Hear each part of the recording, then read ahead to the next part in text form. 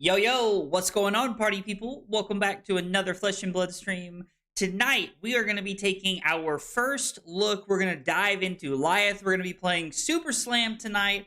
I am so excited. I finally think all of the cards are coded. When I say finally, I mean Talishar and their team does an amazing job coding and getting them turned around for us, so I am in no way complaining.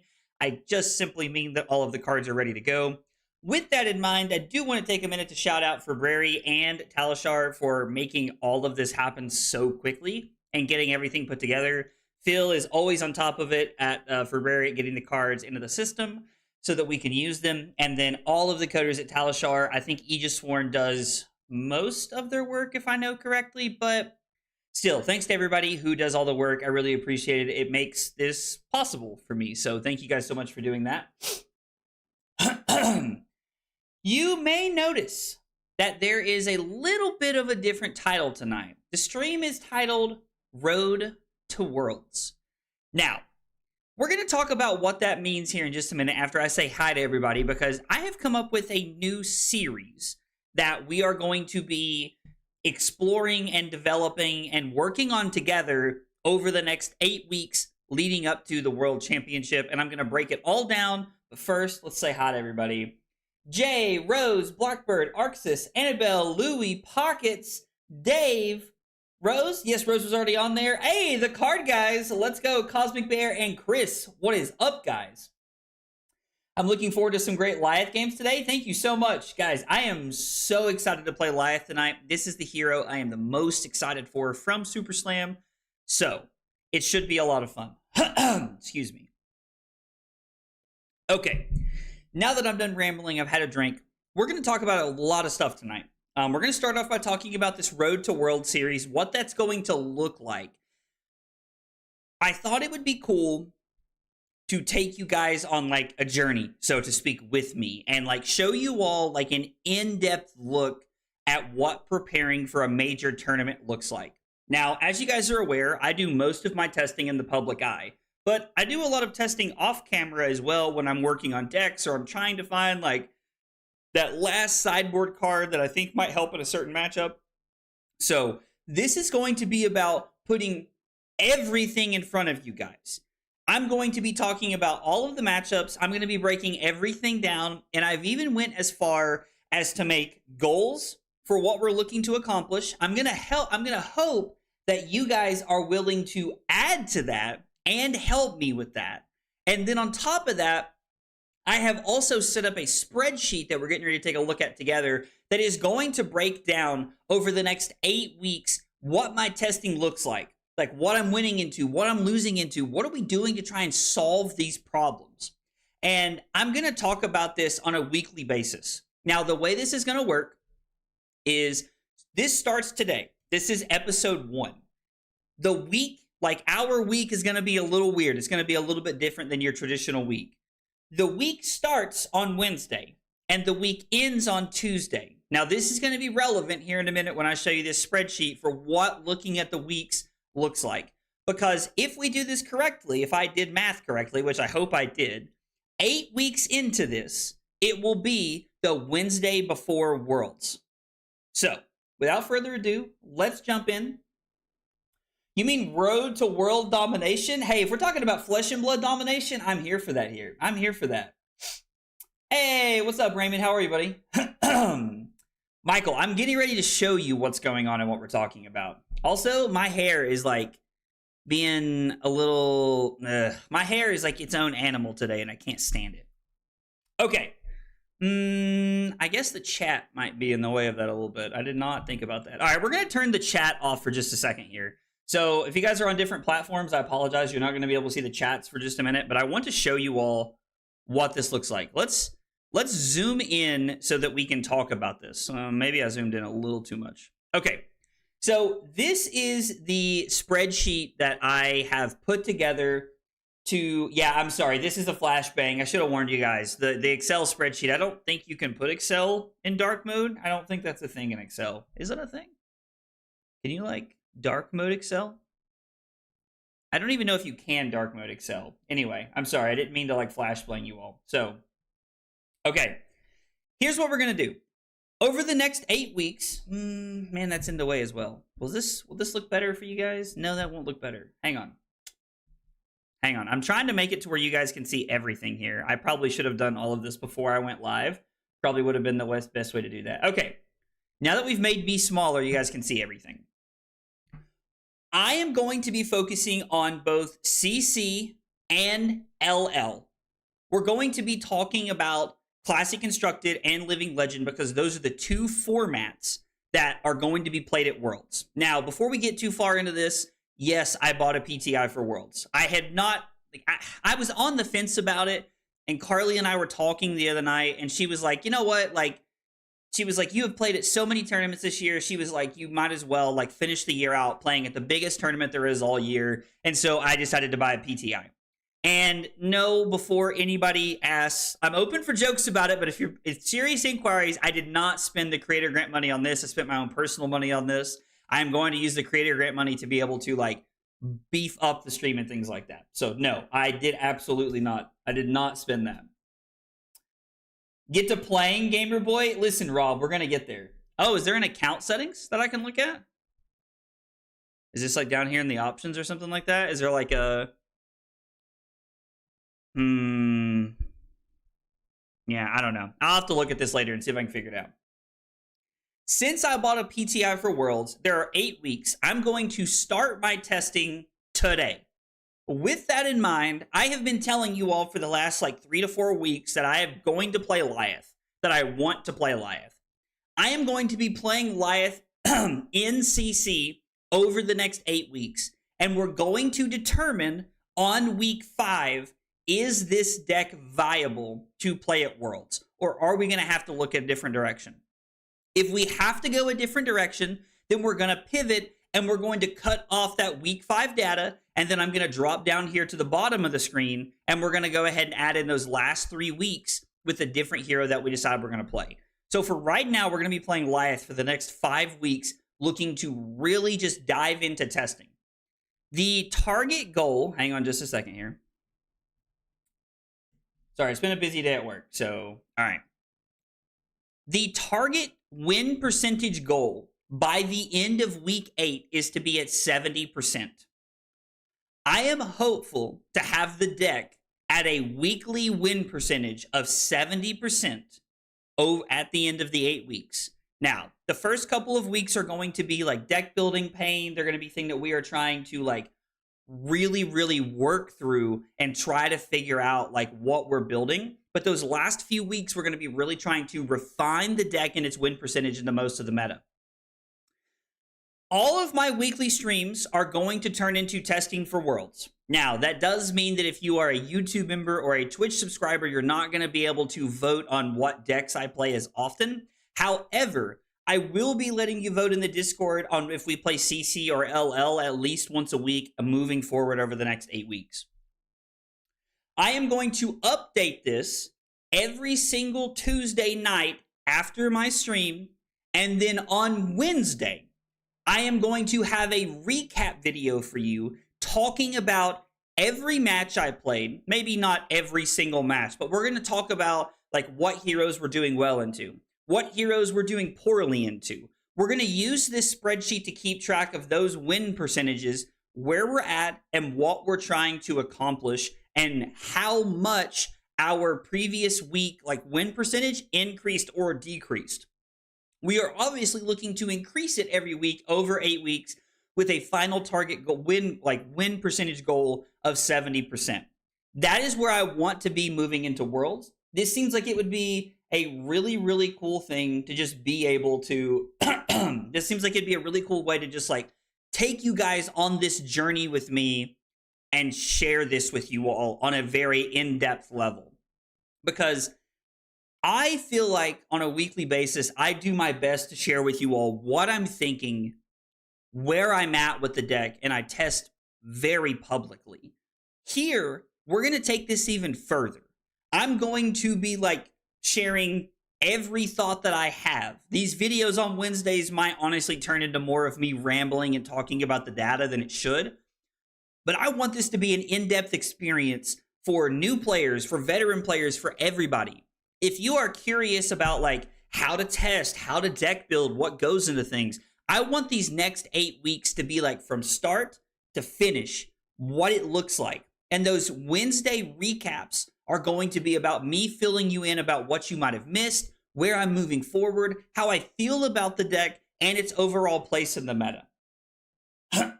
Excuse me. All right. So now that we have the general idea of what's going on, if you are a YouTube member or a Twitch subscriber, you have access to my personal testing data. I keep track of every single game I play on screen, off screen, or at armories to be able to test for events. I keep track of that. You are still going to have access to this spreadsheet, so you are still able to comb through it as a viewer and look at it anytime you want. I will be using the data from that spreadsheet, plugging it into this, and we're going to be talking about those matchups so that I can share it with you guys. Now, I have not filled out this tab yet. I have not filled this out in any capacity, but I have my Road to Worlds data tab, and I have a ProQuest data tab. I just looked over to read Carly's message. Spreadsheet, I've never been so attracted to you. God, Carly cracks me up so much. The ProQuest data tab is going to be incorporated into this Road to Worlds data tab as well. So the idea behind this is that we have 6 weeks worth of ProQuest, I think is what it is, or there's 4 weeks, 5 weeks worth of ProQuest. There's a solid number of weeks worth of ProQuest that we have to loop into everything that's going on here. I am going to be keeping track of every single game I play at, I'm going to be keeping track of every single game that I play at my ProQuest using, time to shamelessly plug some sponsors, the Codex Journal, which I take with me to every rated event I go to. I don't really use it in armories. I like to save it for rated events, but I will be using this to keep track of my games, plugging them into the spreadsheet that I use for all my testing data. And then we're going to be using ProQuest as this way to like really validate our like theories and the deck building and what we're doing. Because a lot of people think that playing like just testing on Talishar is not that great. And sometimes you are correct. But I saw somebody in the Discord say this earlier, and it's so true. There are so many people who are on Talishar on the daily basis that are looking to win callings or win battle hardens, and they're really trying to level up their game and become a better player. We are also using Talishar to try and level up our game and become a better player. So we're going to be using ProQuest as a way to validate what we're looking at. Now, comparing the ProQuest meta to a Worlds meta is not exactly the same, but we do have 4 to 5 great weeks worth of rated events in local areas that we can use to push our deck list and see where we're at, which honestly, I love. So this is great. My God, Carly said not talk about passive income, Jesus. So anyway, this is the idea. This is what this is what I'm going to be working through. I just wanted to share this with you guys because I thought it would be fun to like spend the next 8 weeks like kind of just going through this journey together. I've never played in a world championship before. I had never played in a Pro Tour until this year when I played at PT London and at PT Singapore. So this is a first for me, and I want to share this journey with you all as I really work to like level up and become the best Flesh and Blood player I can over the next 8 weeks so that we are ultimately prepared for everything that can be thrown at us. With that in mind, I'm going to go ahead and close out of our spreadsheet here. I'm going to pull up our Word doc. I created a Word doc to kind of share. I think I can turn the chat back on now. Yeah, the chat won't get in the way of this. So I have created this like Word doc to be able to talk about the goals that I am implementing along the way as we work through this. So I want there to be goals for ProQuest. I want there to be final goals for Worlds. I want there to be general deck goals, things that as we're playing over the next few weeks, we notice that Lyath and I haven't mentioned this yet, I am initially testing Aurora in LL. I know that a lot of people think she's a worse Briar, but Aurora gets to play some pretty cool and powerful stuff. And so I'm going to be testing Aurora initially to see where we're at. And then we'll kind of talk about this and move through this as we go through like, the next 6 to 8 weeks here. So yeah, definitely Aurora.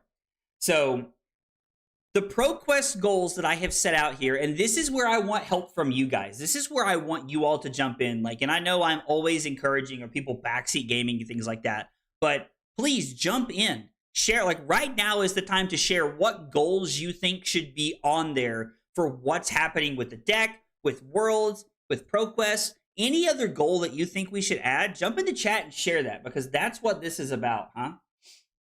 No Starvo? We might test some Starvo. I'm honestly not sure. I can't wait to cry playing against Aurora again. Annabelle, that's funny. So, looking at our list here, the goal, I'm going to 3 CC ProQuests and 1 Living Legend ProQuest. Now, I'm only going to 4 ProQuests over the 5 weeks or whatever it is, because the first week I have already made plans to be out of town and I won't be there. But after that, there will be some local ones that I'm looking to hit. So we have 4 ProQuests. I am aiming to top 3 or to top 8, 3 of those ProQuests. I am aiming to win one of those ProQuests. If we win the first ProQuest, it is in my opinion that we have automatically fulfilled the top 8, 3 of them, or it becomes like null and void, I guess. We're not going to put an X next to it, but we're just going to like put null or put a reason out next to it. So as we're moving through this, we have ProQuest specific goals that we're working towards, and then I'm going to be updating you all on a weekly basis. We have a Worlds goal as well. My main goal at Worlds, since it is my first Worlds event, is to make top 64. That is the number, that is my primary goal. That is what I am going into the event with the mindset as, is that I want to make top 64, and I will be content with that. The stretch goal, which I think it's important to have, which means I feel like it's maybe not the most realistic, but it's something I want to shoot towards. It's something that I want to like aim for, is going to be top 8. Now, obviously, I'm going into the event with the expectations that I want to win because I'm testing and I think I'm a pretty good player. So I would like to try and win, obviously. But top 64 is the primary goal that we're looking for.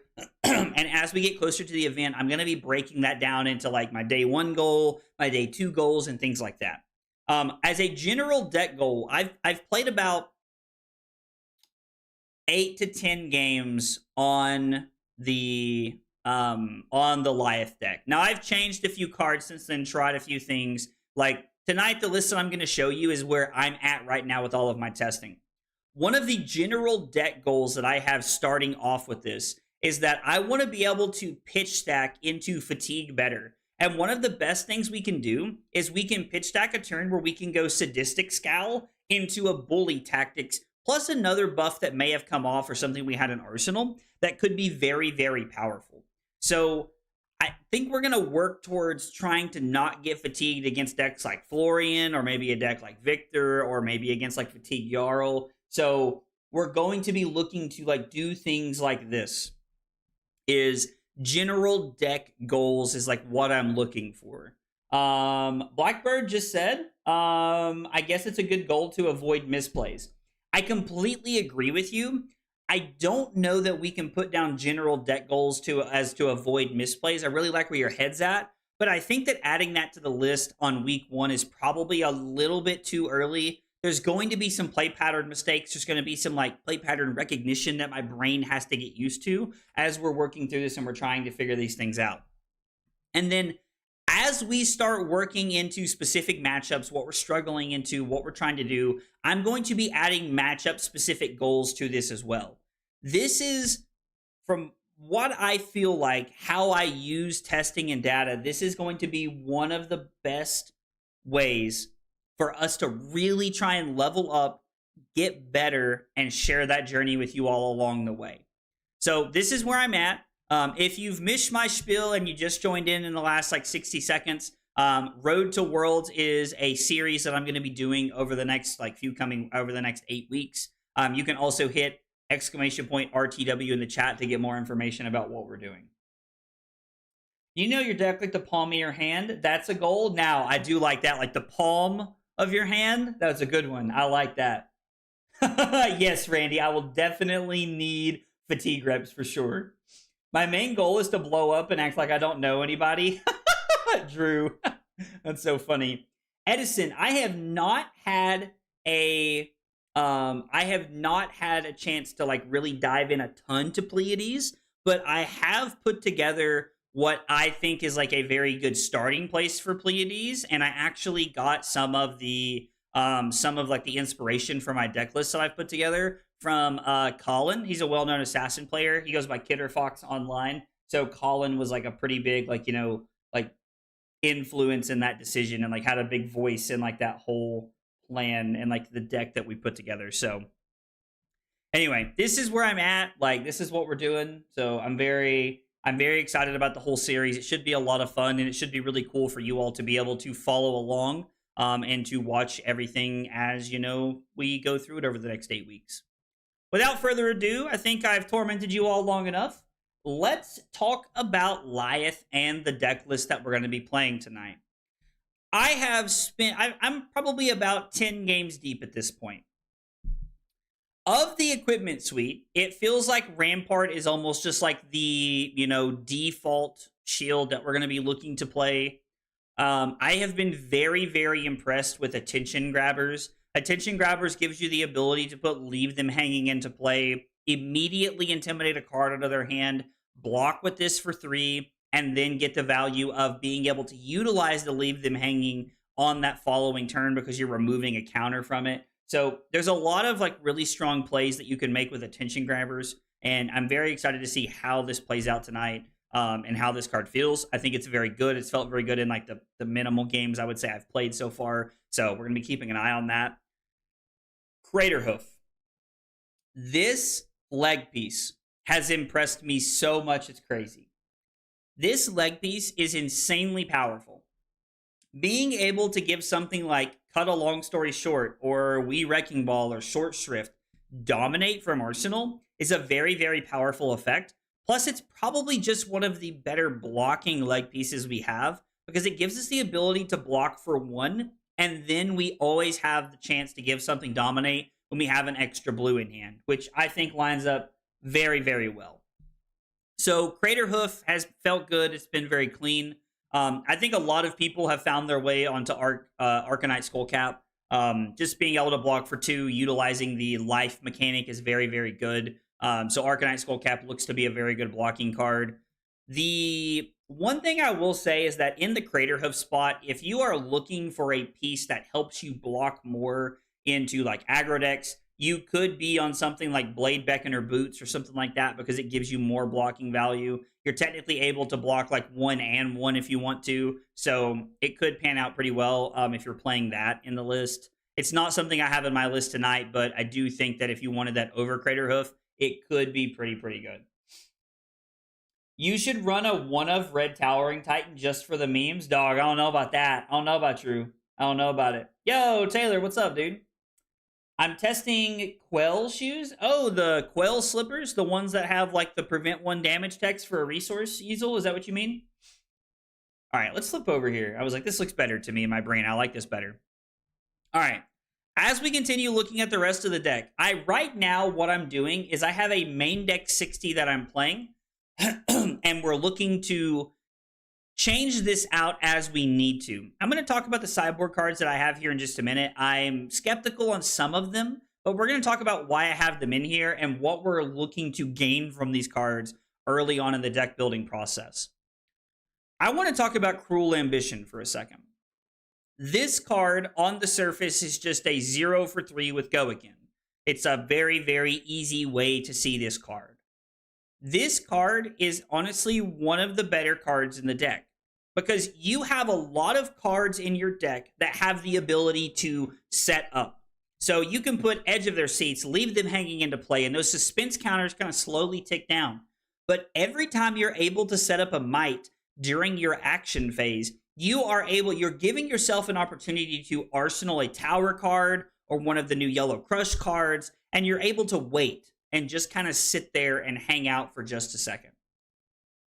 Creating those Might tokens is so powerful for this deck because it means that we can set up an explosive turn, block with most of our hand, and then throw a 0-cost card. Maybe we keep like a Nimblism and we have a Short Shrift in Arsenal. So we pitch a blue to be able to activate Rampart and Lyath, and then we're able to block with 3 cards from hand and still go Nimblism, the 3 Might tokens from Cruel Ambition into like a wee Wrecking Ball, which is very, very powerful.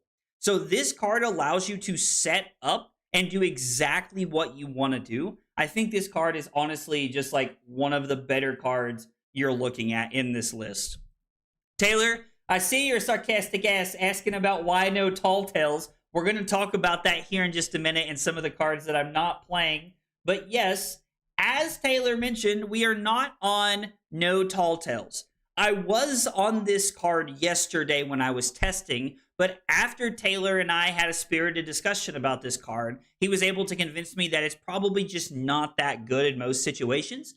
I'm open to being wrong. Taylor made a pretty convincing argument for his theory and what he was thinking about why no Tall Tales is really not that great. And playing into a KO last night, I was able to kind of like see that if you throw no Tall Tales with Tower, your opponent can block 2 cards and then just throw a Bear Fangs at you or throw a Swing Big. So there's a lot of really, really cool things that like your opponent can still use to play around that effect. And so it feels like it's a little clunky, to be honest, up front, but we'll see what happens. Leave Them Hanging might be the best card in the deck.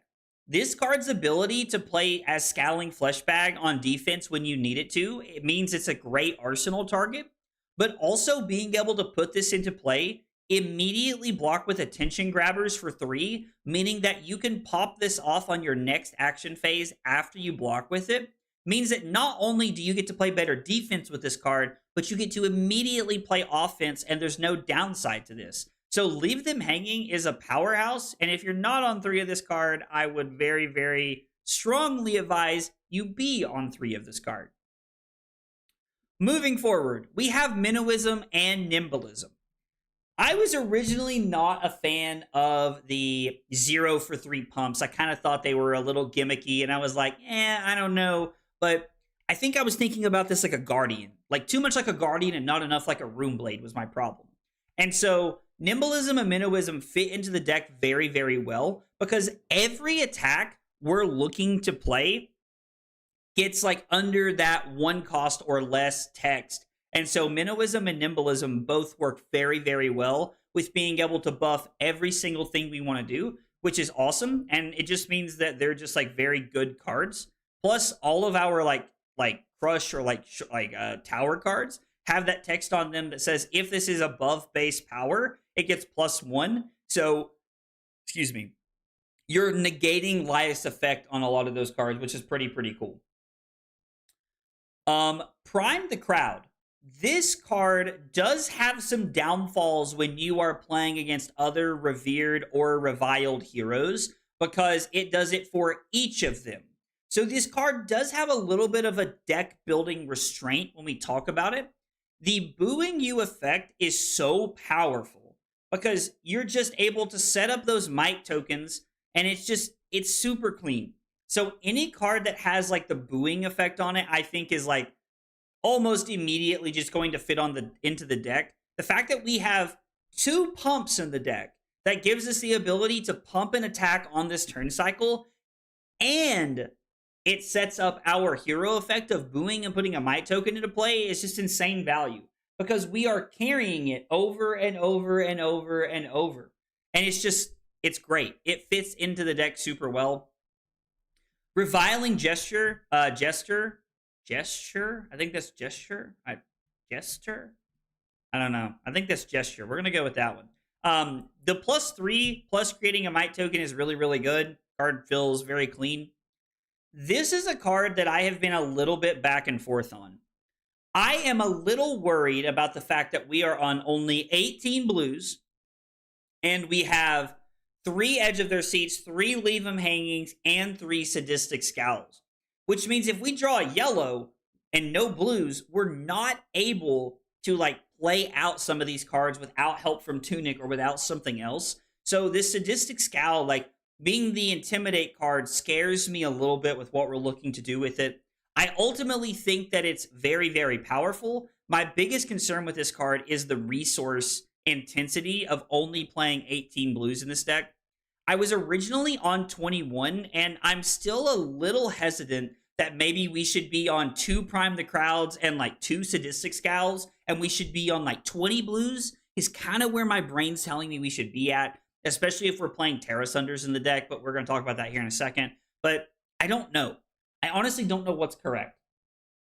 Right now, I'm still trying to figure out, like, how many attacks do we need? How many resources do we need? How many buffs are we supposed to be on? Because the worst thing in the world that could happen is that you end up with a hand, like a Rune Blade hand, where you're not able to, like, actually play an attack. And throwing Titan's Fist feels so freaking bad in this deck. So we never want that to be the case, but it does feel like it has a very powerful effect. There's also a world, and we're going to talk about this later, where you can use Sadistic Scowl to pitch stack and kill your opponent late in the game if they're fatigued. Villainous Pose is just a better version of Prime the Crowd. It's +4, go again, and they boo us. This card's great. Automatic 3 of. Battered, Beaten, and Broken, I actually think has a lot of value into multiple, like, concept for what we're trying to do. The Intimidate factor means that it's good at taking defense reactions or other cards out of your opponent's hand, which is pretty clean because it means they can't block with them and you can leave them with clunky hands. The fact that we gave Guardian Intimidate is kind of wild to me. I don't know. We're going to see how it plays out and how it feels tonight.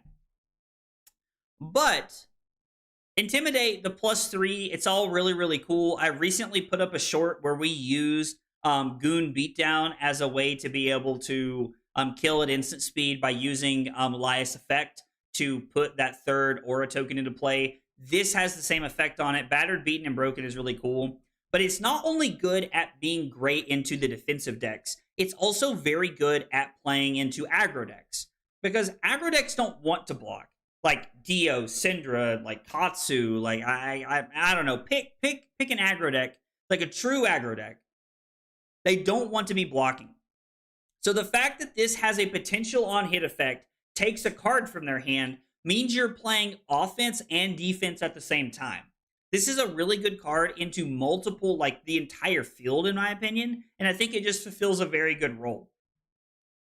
Cut a long story short, I mean, guys, I'm going to be honest. I really feel like this doesn't need to be talked about. This card's insane. It was designed for Lyath. Like, it was designed for Lyath. I don't think there's anything else to be said about Cut a Long Story Short. I just think that's where we're at.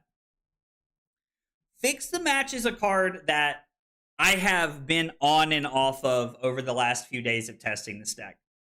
I was originally on this card, then I was off this card because I wanted more on hits, and now I've came back to this card.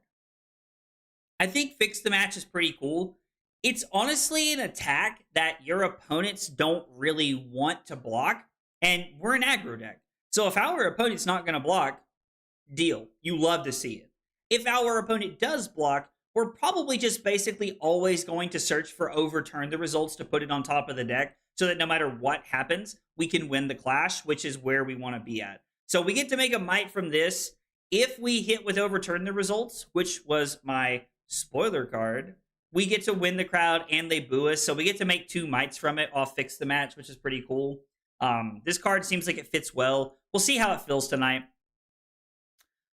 Short Shrift, discarding their hand, discarding a card just seems very powerful. I really like that it's discard a card. Like, I don't really feel like we have a lot of that in Flesh and Blood, or like, I guess in Guardian, really. So them discarding a card feels really, really clean. I like this card a lot.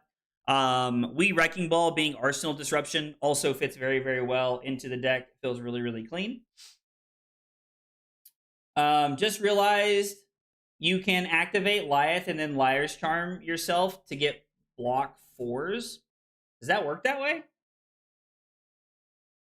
Oh, yeah, I guess because you're turning off the hero ability and the +1. So, yeah, no, that would be pretty cool, Blue. That would be a pretty cool line of play to be able to find.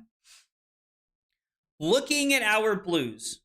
Booze is a card that it's a blue block 3, and it also boos us when it enters or leaves the arena, which means, again, we are setting up by playing it on like our turn. We're making a might for next turn. It leaves at the start of our action phase. We set up another might for the following turn. So it's a card that generates multiple points of value for us, kind of just like stretching that value out over a couple of turns, which feels really clean. I heard Taylor today refer to Escalate Violence as like the ultimate turn 0 play, which I think makes a lot of sense. 2 Steps Ahead and Escalate Violence are honestly 2 of the best cards that you can put into this deck for like turn 0 use. It feels really, really clean. Kit, we're going to talk about Bully Tactics, and Nova, I'm going to talk about Mocking Blows here in just a minute. I have Bully Tactics in the deck, and we're going to talk about it and why here in just a second. So Escalate Violence, again, a blue 3 block. It fulfills a role as being an attack if we need it to. You have like a pretty cool like play where you can pitch a blue, activate Lyath on your turn, and then pitch an attack with Escalate Violence. If you already have a might, you can like use Tunic to throw this card. It has some pretty good application. Overturn the results. This card, I mean, like it's literally just in the deck for fix the match, or if other people are trying to clash with us, it gives us like an out to just be like, haha, gotcha, kind of thing. So it could work out pretty well. Power play. This is an interesting blue. I'm going to be honest. I've not had a chance to test this. This was like advice that I got. Taylor told me he'd like this when he'd been playing the deck. So I'm open to trying this. Having a blue attack that you are content with arsenaling, in fact, prefer to arsenal, feels pretty clean. Because if you don't have like a short shrift or like a wee wrecking ball or something like that, in your hand that you don't want to arsenal, this card is a great card to put in the arsenal. Being able to give it +5 from arsenal is absolutely great. There is a world where you could be on reds as well, because technically they come in for, let's see, they have base power 3, so they come in for 7 with Lyath's effect, which is pretty cool. But I think the blues works out really, really well in the deck. Terra Sunder. Terra Sunder feels like an absolute menace in this deck. You have ways to generate confidence tokens. You have ways to just dominate things. All of your buffs mean that you can come in, like let's say you have like 3 might tokens, you have a Minnowism, and you played like a, I don't know, you use Tunic to play Reviling Gesture or something like that, like just as an example. So what we're doing is we're coming in for +9 automatically. We're going to pitch a blue to play Terra Sunder, and then we're going to come in with like a wee Wrecking Ball. So you're going to get cards from hand and potentially their arsenal. Terra Sunder is insane. Love this card. It fits into the deck so well. I absolutely love it. I think this will probably be an auto include 3 of. 2 Steps Ahead is another great turn 0 play. Just putting this into play is really good. With some of the suspense auras we're playing, there was a consideration to be on Imposing Visage. If I was going to play Imposing Visage, it would be blues 19 through 21 for me. I don't think you should be on Imposing Visage with 18 blues. I'm open to being wrong, but you want more blues to make Imposing Visage work because you need to be able to pitch at least one other blue to go get something like 2 Steps Ahead. Or you need to be able to pitch quite a couple of cards to be able to go Leave Them Hanging or Edge of Their Seats on turn 0. So I just think that Imposing Visage, you need more blues, which means we probably end up cutting something like Sadistic Scowl. And I don't know if that's correct yet. So you are going to get to see a lot of like the first look into my testing tonight with what we're trying. All right, we have talked about the main deck. This is the main 60 we're playing, just as like a race 'em, run 'em down aggro. Into the sideboard. Now, guys, please keep in mind, I have started with a very generic sideboard for what we're looking for. I am on Bully Tactics. I think that Bully Tactics is going to be a necessary card for fatigue later in the game. I heard a lot of people say at the very beginning when all of this deck started, they were like, oh, you can play Fiddler Screen and Oasis Respite, and you get to play like Peace of Mind and like Withstand. All of these cards that help us play defense. I've been saying since they spoiled Lyath, this is an aggro deck. And I still believe that to this day. You are never going to fatigue other players that aren't like Dash.io, I think, playing Lyath. It's just not in the cards for what we're looking to accomplish. But you have a very good possibility of getting fatigued as this like aggro deck that we're really looking to play and look at. Bully Tactics is a great sideboard piece into a deck like Florian or Jarl to try to make sure that we can just set up a pitch stack Bully Tactics and Sadistic Scowl to be able to play around that fatigue. So that is the idea with what we're going with tonight. Hey, King, what's up, buddy? Himmel said, can't wait for this deck to be blinged out. Himmel, I'm about to like pour you my wallet to get a lot of these cards in foil, dog. Because I'm basically starting over with foiling out this deck like I have Victor, which is pretty funny. So, Bully Tactics is a great sideboard card. Fiddler's Green is one of the only cards that you get natural 4 defensive value out of. I like this card a lot into a matchup like Syndra, into a matchup, like I guess even like Ira. Like it's good into like Slippy or Mario randomly if you need to block a dagger. Fiddler's Green fits in the sideboard so well, and I like it a whole bunch. It's an automatic 3 of. I'm going to be real with you guys. I jammed 2 copies of Midas Touch to the sideboard because I had 2 slots left, and I thought, you know what? This does something into Prism. It does something into Grady Bones. Like, you know, okay, let's try it. Let's see what happens. So I jammed 2 copies of Midas Touch on the sideboard. Next up, we have Truth or Trickery. I have had such high hopes for this card and what it's going to be able to accomplish. This card has felt so mid to me. I don't know, like it's just felt so mid playing it. I want this card to be good so bad. It cannot be buffed by Lyath's effect, which means if you block with this and then pitch a card to Lyath, it only like Lyath only buffs action cards, so this doesn't work because it's a block card. I don't know. I'm not convinced this is going to be great in the sideboard tonight, but I'm gonna try it and at least see how it feels. Because if we can get our aggro opponent to actually discard a card, that's gonna be great for us. So we're gonna try it. We're gonna see how it feels. I also have Null Rune. I have AB3 in the sideboard. I have no idea if that's correct. I jammed AB3 into the sideboard just looking for some slots. We might end up in a world where we're on like boots and gloves or something like that. Could be the case. I don't know. Maybe we end up on like gloves and hood actually because we want to be able to play Crater Hoof into like Verdance maybe. I don't know. All right. Down here, I have 12 cards in my sideboard that I have been debating. I told you guys at the beginning when we started talking about the deck that I was worried about the resource curve in the deck with having 3 copies of 3 cost like non-attack actions. We'll just call them all non-attack actions, even though technically 2 of them are auras. That I'm worried about the resource curve working.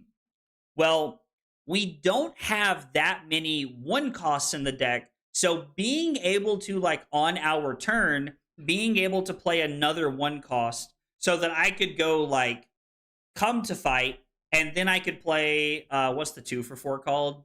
Villainous Pose, and then play a 0 cost, could be a very, very solid play for us. Now, that's an idea of a play that I like a whole bunch. I have added potentially all of the cards that I think could work.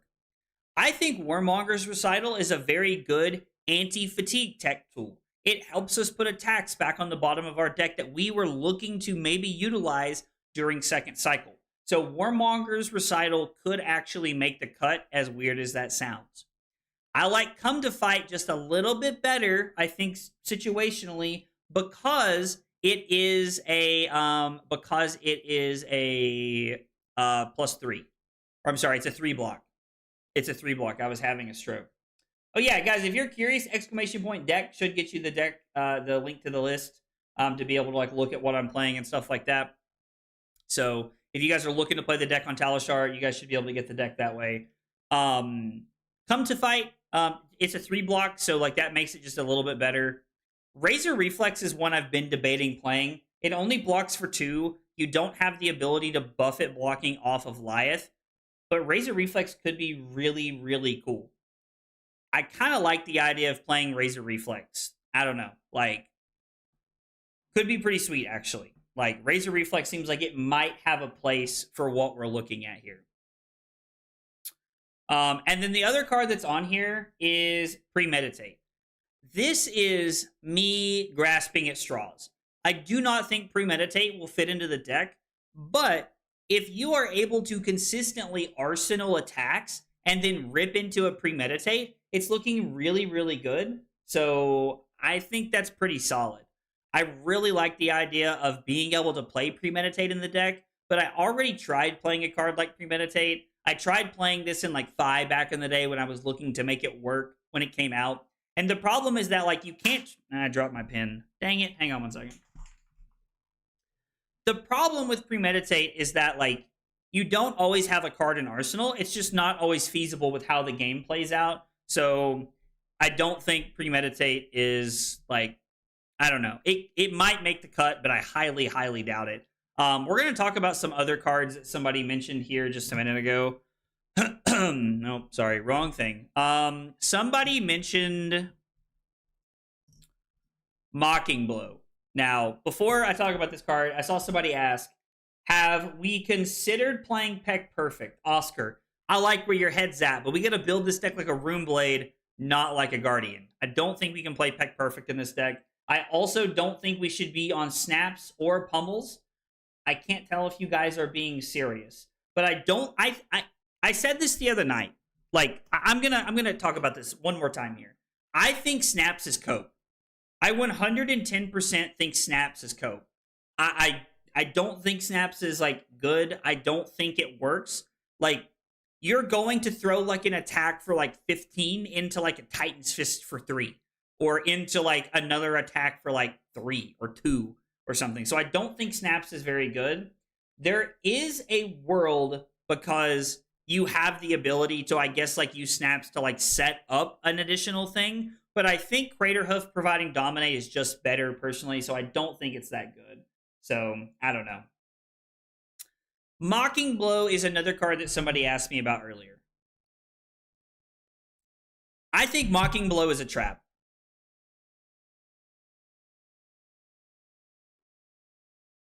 all right.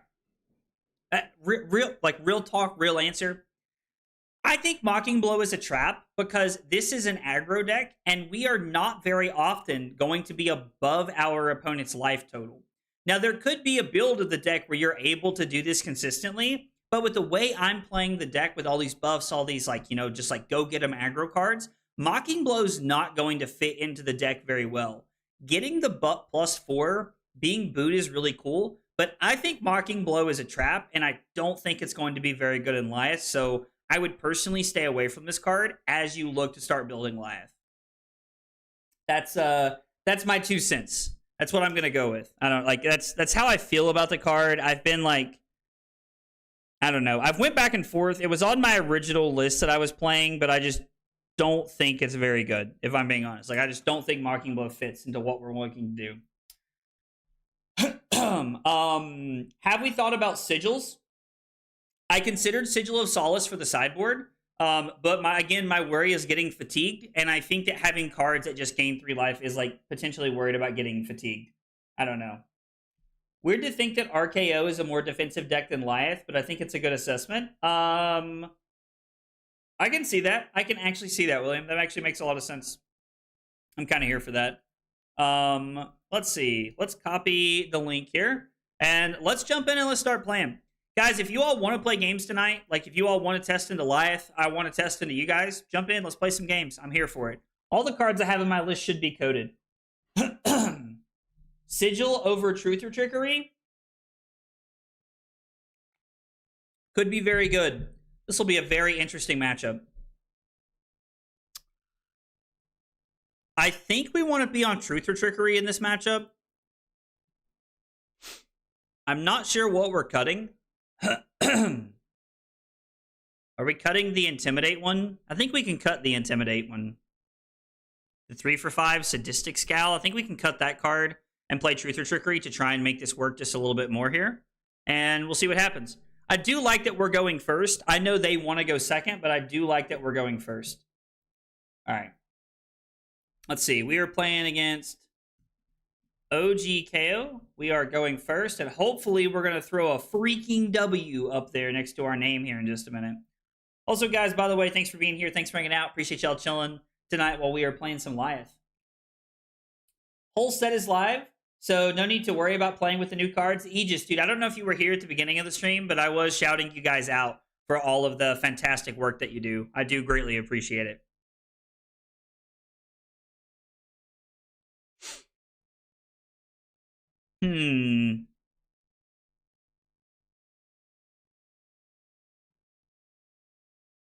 I'm debating if I just want to go Revolting Gesture into Short Shrift and not Arsenal. I mean, I guess we could Arsenal the power play. Doesn't seem very bad with 2 Might tokens for next turn.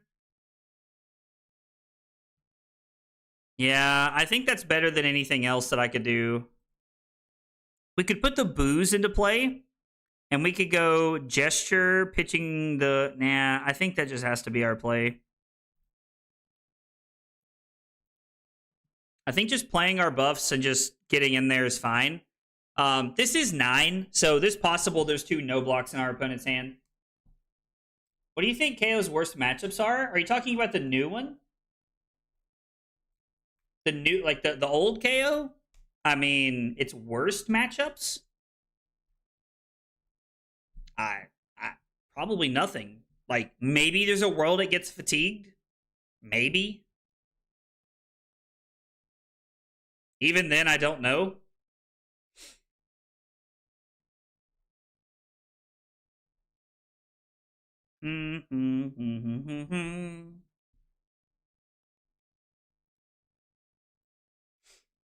All right, so this is going to be 6 go again.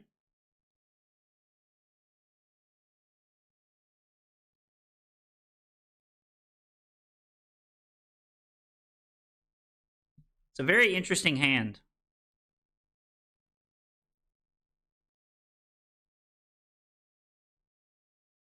It's a very interesting hand. This costs 3 to play, so I think what we're going to do is we're going to block with these 2. Well, right now, we're going to block with...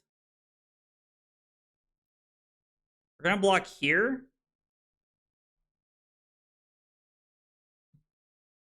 Yeah.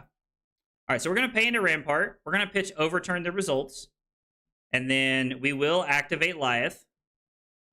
So we're blocking 4, taking 2 here.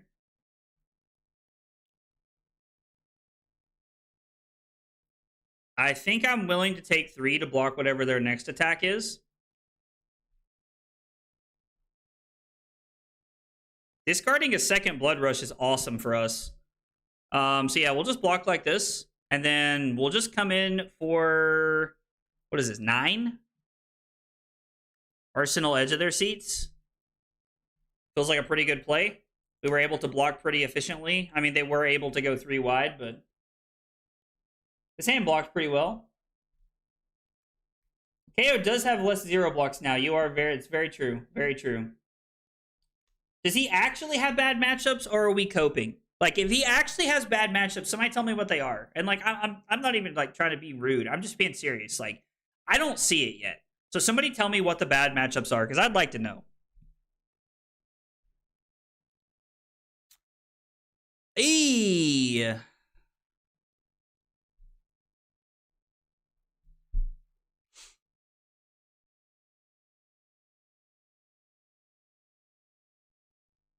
I think we just have to let this go, right? It feels kind of bad, but I think we're just going to take 7. And then we're going to go Nimblism, Cruel Ambition, Fix the Match, Arsenal to leave them hanging. Yeah, I think that's the play, as sad as it feels. Ninja? I mean, I guess I can see that. Syndra has been pretty good in him in the past. But now, like, he just has, like, all of these, like, really good go wide things that, like, I just feel like it's not gonna matter. Nimblism. Nimblism.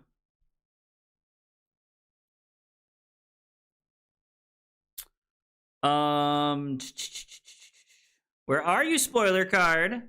Where are you? We'll put that on top of the deck. Seems pretty good. They might not block at all here. They may not care. I mean, they're already down 2 blood rushes, which is, like, kind of wild.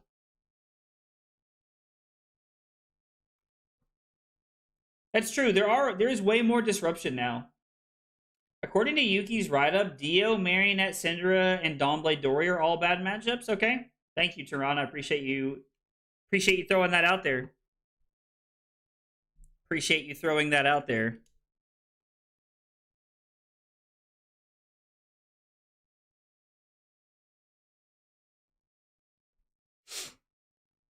This is like a card, right? Yeah. This is pretty cool. Oh my gosh. Oh my gosh. This is so good.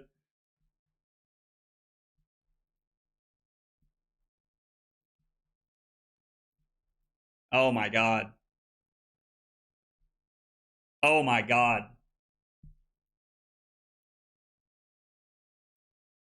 We have 9 might tokens now. I mean, this just doesn't matter, right? We can just put this into play. So we get to pitch, overturn the results to play this. I mean, yeah, we're just going to put this into play instead of having to worry about it. Like, we're not intimidating anything.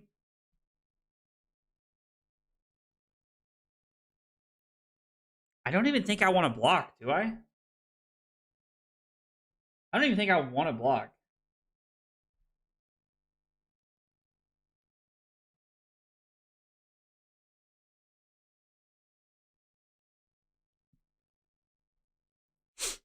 So, I mean, we could use Tunic and Rampart here, I guess. I don't really want to block with the arms.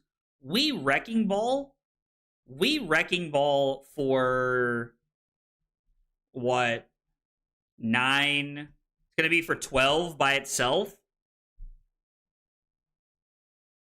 So I think we can go Tunic and Arms, and then my turn is going to be play Booze for the effect, play We Wrecking Ball, and we're going to put this into play.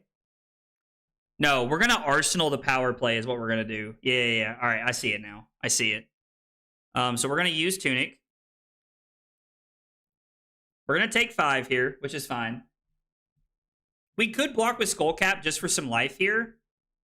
Could be pretty okay. I guess we're just going to go ahead and put this into play now. So the reason I'm doing this is I want Edge of their seats and leave them hanging on the same, like, thought here is, like, what I'm going for. We'll go Crown first, and then we Wrecking Ball for what should be 12 into Arsenal Power Play. And Power Play is going to be for 6, 11, 15 next turn. Not bad. Not bad. I'm a KO player from the day it was released, and indeed, it's Dash.io, Cinder, and Dawnblade Dory. Okay. Why not play Crown instead of Skullcap? So, Rushy, the idea behind playing Crown or Skullcap is that we always get 3 value out of Skullcap if we block correctly. We do have to play the game correctly, and I probably should have blocked last turn for value, but we always get the value we're looking for out of Skullcap for 3 total value, as to where when we're playing Crown, really any of them, like if we're playing Crown of Providence or Balance of Justice, you're only ever going to get to block for like 1, I think. And so it just, like, it's okay, but it's not great. I finally have a new Brute. I hope you're enjoying it, Keaton. If you activated Lyath rather than pitch power play, you could have had text live on this. Wait, could have had text live.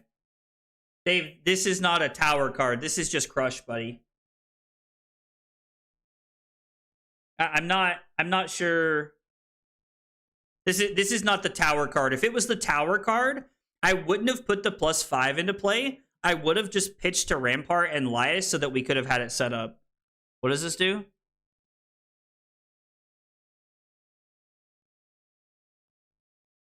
Is one of these, oh, creates a Vigor token? Okay. All right, so we were able to get quite a bit of equipment out of play there. Not really have to worry about anything.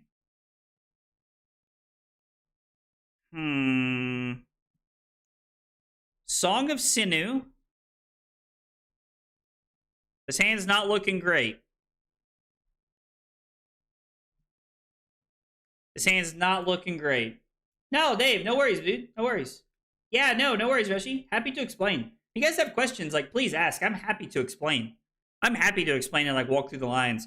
And please don't ever take my tone as, like, dismissive. When you guys ask questions, I'm genuinely just trying to answer. I think sometimes it comes off that way because I'm, like, hyper-focused on what's happening, but... Okay, so... we could save the power play for another turn.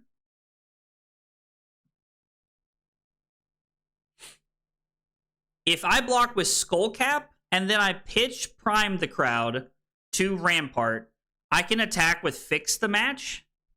We can put another Overturn the Results on top.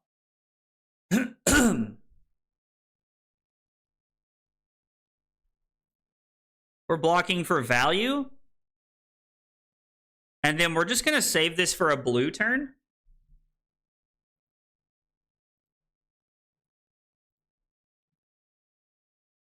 Wait, does that work? Oh, shit. That doesn't work. I miscounted resources. So I have to keep my hand here, which means I get to block with Skullcap, and I get to pitch... Cut a Long Story. Wait, are we supposed to play this, actually? Am I just supposed to play Cut a Long Story Short, I think? Never mind. I think we have this. I think we have what we want here. So we're just going to block with Skullcap. And then it's going to be pitch Fix the Match to play Prime the Crowd. Pitch Prime the Crowd to play Revolting Gesture. And then come in with this for a billion. Yeah, never mind. Sorry. Yeah, this is the tower one. Sorry, guys. So we're going to pop both of these.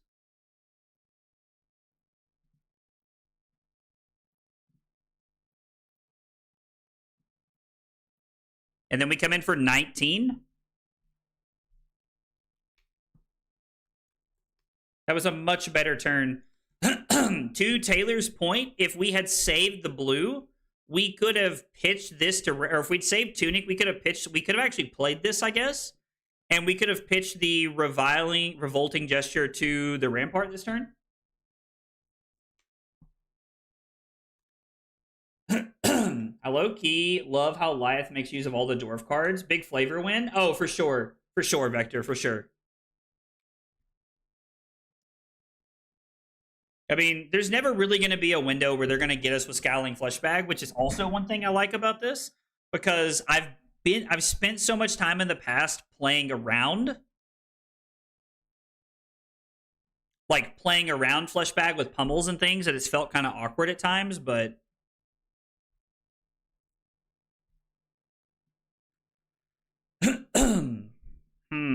I mean, they've been protecting their arsenal for a hot minute. Is there any way to, like, really set up anything powerful here? This does not feel that great right now.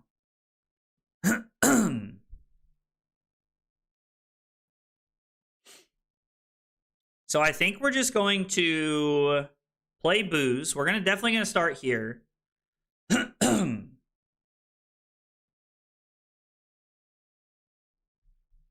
I don't know. I almost want to, like, play the Escalate Violence here. God, sorry, guys.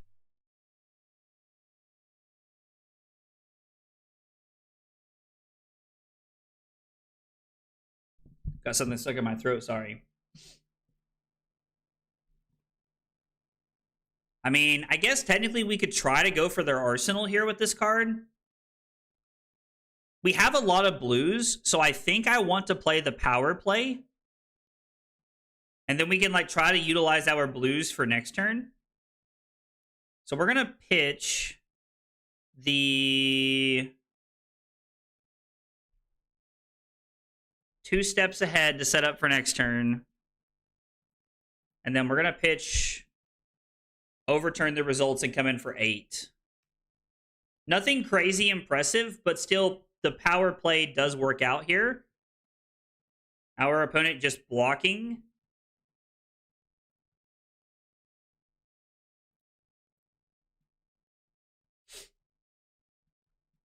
Cast Bones.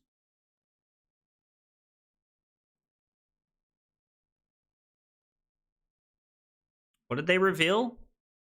Sin Packing, Rally, Agile Windup, Mighty Windup, Wild Ride, and Strongest Survive. Okay. Because they didn't attack, there's no way to get this effect here. So there's not going to be a way to tower. I don't want to Arsenal this, but I kind of think we need to. So if I play Terra Sunder...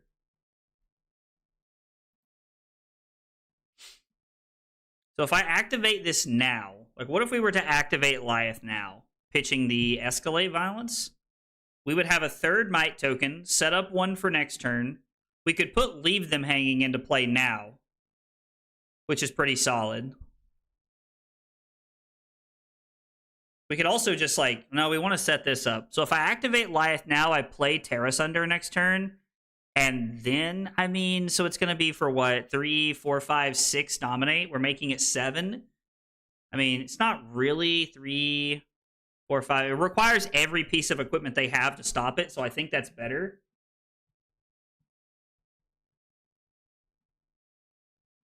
And then we can't put this into play.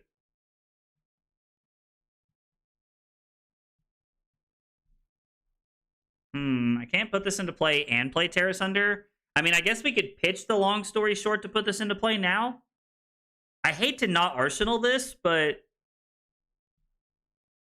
I think this is fine. I definitely should have pitched the yellow because now it's like just clunky. Yeah, that was a mistake, but we're gonna learn to live with it. That was a small mistake, but that's okay. We'll say we live and we learn. We'll say we live and we learn there instead of just like trying to make the technically more correct play. I would rather make that play. So this is 7. Yeah, they would have to give us all of their equipment here, which would really be slowing them down on the Savage Sash. Like, taking the Savage Sash and the Gauntlets away is probably pretty good for us.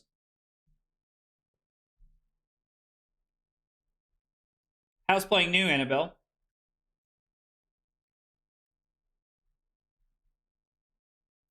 Yeah, I think arsenaling the Wii Wrecking Ball and pitching the blues for the power play was a better play, Michael. I agree.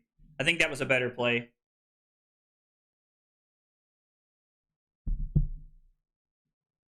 I mean, you have to decide, like, they kind of just have to decide what they want to do. They clearly have a blue 3-block. We don't have an arsenal for them to disrupt, which is kind of nice. Oh, dude, if they discard Sea Legs, I'm going to feel like such a boob.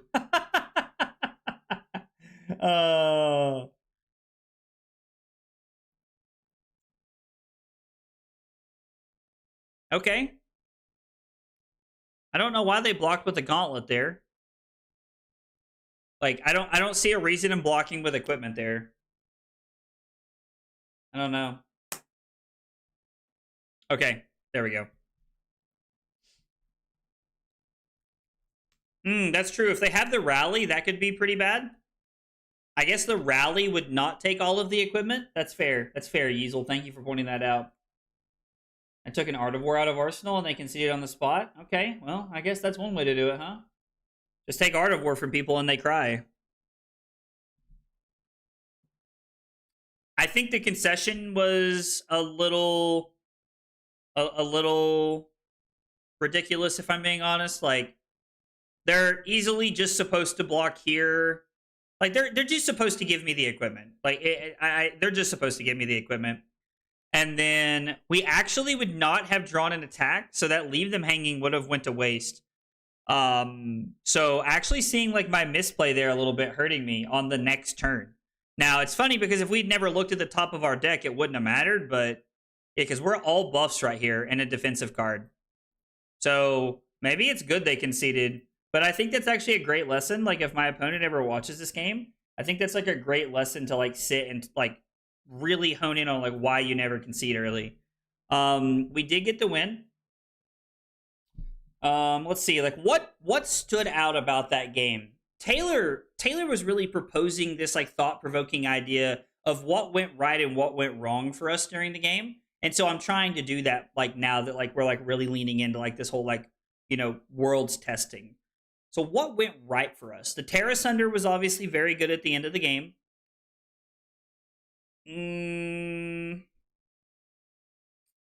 The Tower of them discard their hand was absolutely bananas.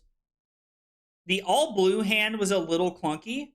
Like us drawing like 4 or 5 blues that one turn cycle was pretty weird. The fix the match. Used fix the match and op blocked with 3 cards, giving us 6 mites. Tower on discard whole hand was for 16 to 17, I think, giving us total tempo. All right. Opponent did concede early. Let's go ahead and throw that in there as well. Op conceded early, had all non-attacks next hand. Now, I mean, I guess to be fair, like we always just have the weapon, right? So we can just like always throw the weapon if we need to. I don't know. Opponent's a bit salty. It is possible that they were like just a little upset and left. I could see something like that happening. Ooh, a Marlin. This should be fun. I don't think I've played against this deck yet. I don't think we need bully tactics. I don't think this is a truth or trickery matchup. I think we're just looking to get super aggressive here. Fiddler's Green also does not feel very good. It does play into the overpower aspect, but I think we're just better off to just run straight here. They're going to go first. They're looking to just like get aggressive here. Let me log this in our list here. Marlin, we are going second, which is unfortunate. I would like to be going first. I always want to be going first if I can help it. Considering our ratios, I think the full blue hand was a bit of a low roll. I agree, William. I agree very much, actually. I would love to be able to, like, intimidate or something here if I could. Oh, they're just going to pass. Do we put Edge of their Seats into play?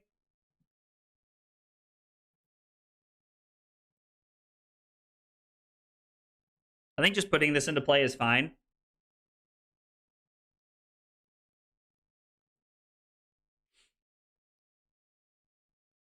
I'm worried about pitching too many things and just getting got here is what I'm worried about, but I think we're going to go for it.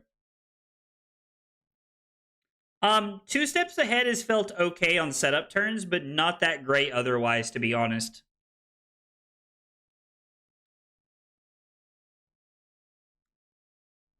This Terra Sunder seems insane. So we get to go Nimblism. So 3, 4, 5, 6, 7, 8. Arsenal Edge of their Seats. This feels like a pretty good start here. Taylor said, not me. How is 2 steps? Oh, sorry. I feel like I read the first part of this.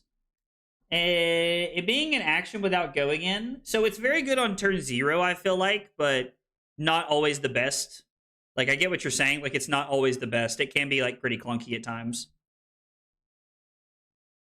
And we get big game trophy shot. So taking them down to 2 cards feels pretty good. We're going to Arsenal Edge of their Seats.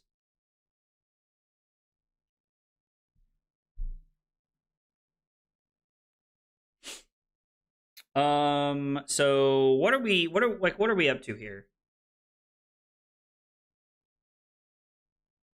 I mean, short shrift could be pretty good. I want to Arsenal the power play, I think. Is there another world we're just playing Terra Sunder? Like, are we just running out back-to-back Terra Sunders here? So, if I was to play Cruel Ambition, play Terra Sunder, we could actually go for this 4, 9, 10, and then we pitch the short shrift to the Lyath effect here. Like 10 is pretty good. That's pretty solid.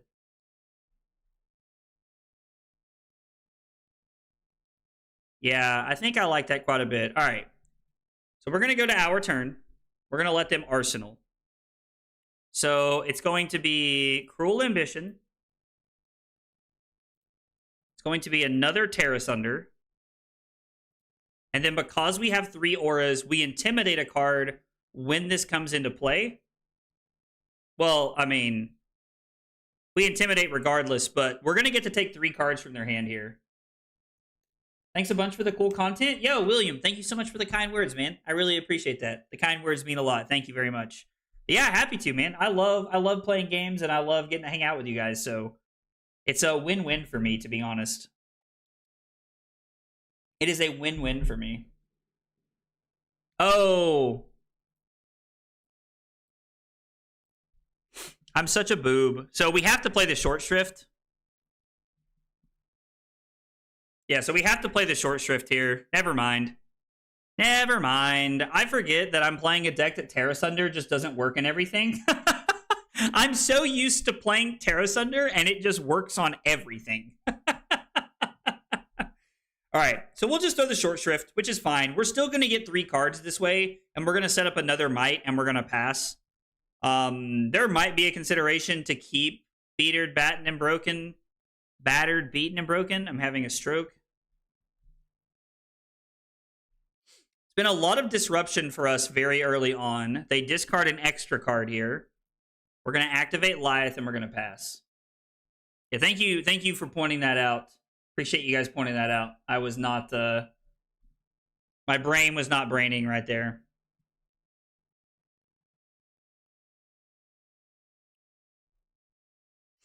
Ooh, okay. All right, I see you, opponent. Did they discard 3 cards? How did they pitch a card and play 3 of a kind from hand? I am so confused on how that's possible. I must have missed something.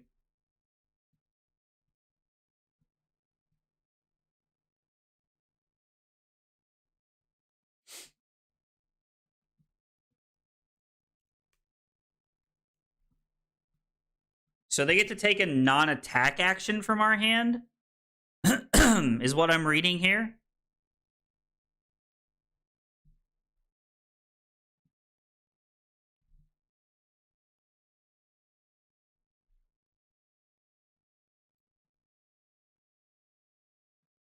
All right, so if I put this into play, pitching the power play, I can block with Prime the Crowd and Rampart, pitching 2 steps ahead, activate Lyath. We can block with Attention Seekers or Attention Grabbers so that we have the, like, we're still blocking for quite a bit. It's 2, 3, 4, 5, 6. We get to remove a counter. We'll have 5 mites and +5. We can throw Short Shrift for a bunch, and then we can Arsenal to fix the match here.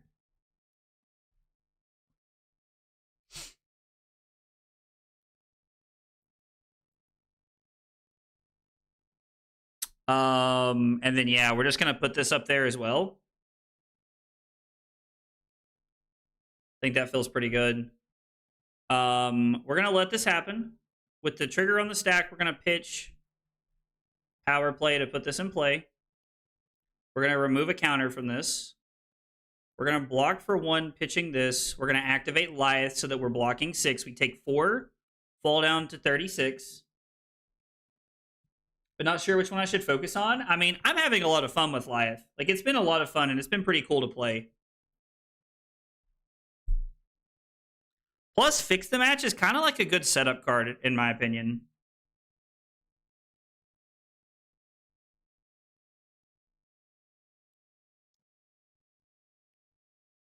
All right, so we have plus 10 on our turn. I think just coming in for 13 is fine. We could force them not to block here, but I think after playing this with Taylor, this is a no blocks kind of deck. So I think we just want to throw all the disruption we can to make them block here. I am on 60 cards, yes, Russian.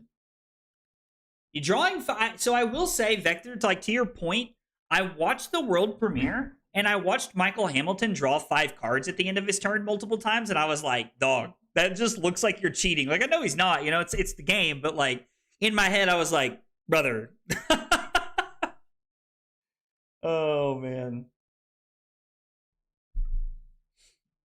I don't even know what Shifting Tides does. Did it do anything? Oh, the resources. Ian was saying that okay, yeah, I got you. Thank you for pointing that out on how they had the resources to play that. Thank you.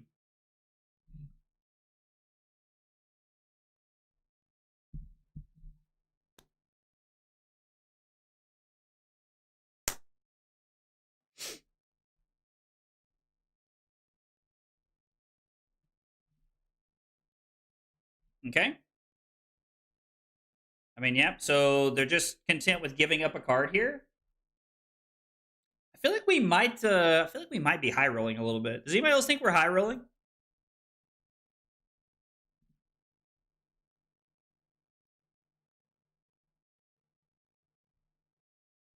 The good news is that no matter what they hit us with, we have multiple things here.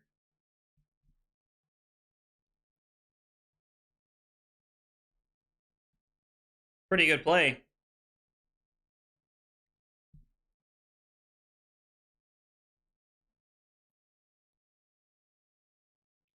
I would like to be able to block with Overturn the Results and Rampart pitching power play.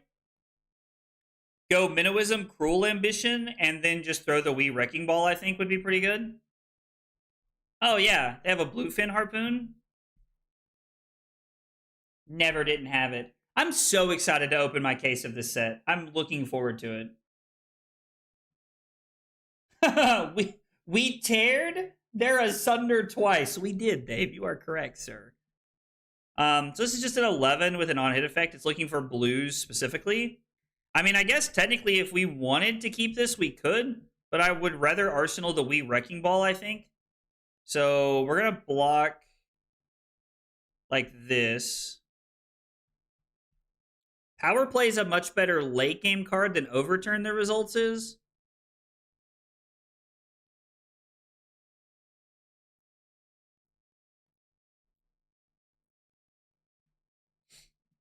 Yep, so we get to take 7, go to 29. They do some gold nonsense. We don't have a blue to show them. I'm just going to show them the Minnowism.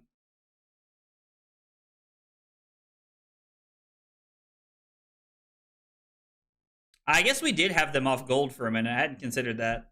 So it's going to be Minnowism, Cruel Ambition, and then we're just going to go ahead and throw Wee Wrecking Ball. It's only going to be 7, but it forces a card in Sarong here, or it forces 2 cards, which is pretty cool. Like, the fact that Minnowism and this is a 2-card 7 is pretty sweet. The aggro hero mindset in play, for sure. We're still in a decent spot. Like, this card is just getting better the lower they get because they're going to be forced to give us cards at a certain point. The only real problem we have right now is the fact that our skull cap's not turned on, which I don't really know if that's a problem per se, but just an 11. Oh, guys, thanks for being here. Thanks for hanging out tonight. If you're new to the channel, guys, we got 3 questions we ask everybody when they're new. They are, what's your name? What got you into Flesh and Blood? And what are your favorite hot dog toppings? Tell me about yourselves. I would love to get to know more about you guys in the chat. Also, if you're here for the first time, make sure you like, follow, subscribe, all those buttons in front of you. It goes a long way in helping me out. I'd appreciate it. Ruh-roh, Reggie. Oh, I completely missed that. Yo, William, thank you for becoming a member of support. My headset turned off, dude. William, thank you so much for becoming a member on YouTube. I appreciate that a whole bunch. Means a whole bunch. God, you love to see this. I love when they're blocking like this. My small brain hadn't noticed that Overturn the Results always wins a clash. Yeah, it's so cool.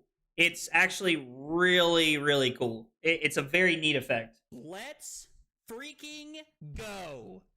What a cool name. Team Swagger Cat. Thank you for the sub on YouTube. I appreciate that a whole bunch. It means a lot. Thank you so much.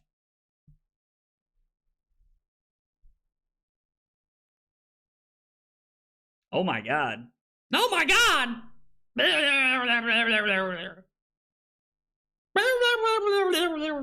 This is insane.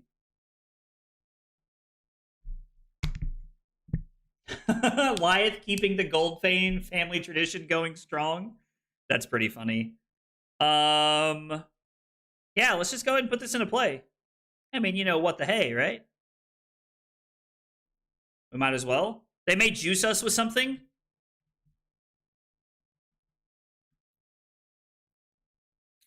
+3.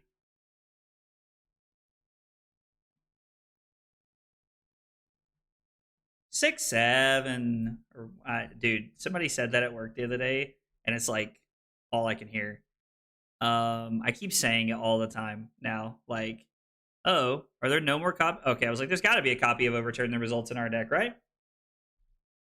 Do you want to go second always? I've been going first as much as possible with this deck, Russian, but I mean, again, it's night one for me. Don't bet the farm on that. But I've been going first every time I can.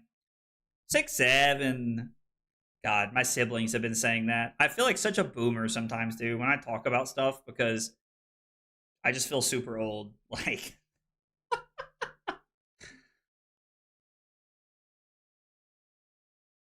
yes, yes, yes, block with your cards. And flip over a 6.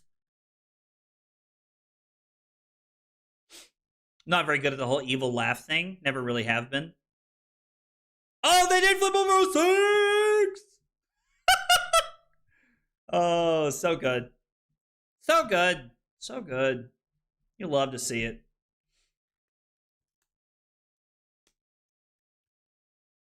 Okay. I mean, pretty good hand here. Depends on what they hit us with. This hurts me physically? Felix, you're not having a great time? You're not having a great time? Let's see. William, MTG Standard being a pure mess. All dress classic. Mustard, relish, coleslaw, and onions. All right, I like it, William. Let's go. Came for Magic, played 1 PT and enjoyed it, but struggled to go back after Fab gameplay. Okay. Just had a hot dog with coleslaw, Carolina Gold, and barbecue sauce. Dude, let's go.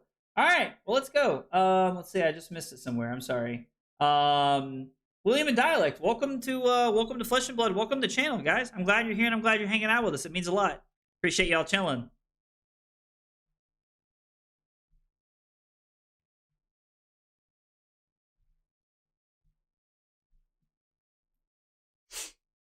So they're gonna take Booze or Villainous Pose.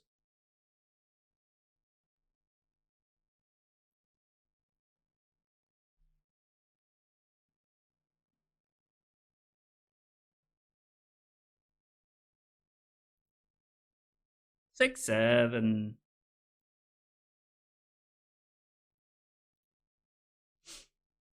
All right. So we're just gonna block for 4. Victor's still rich.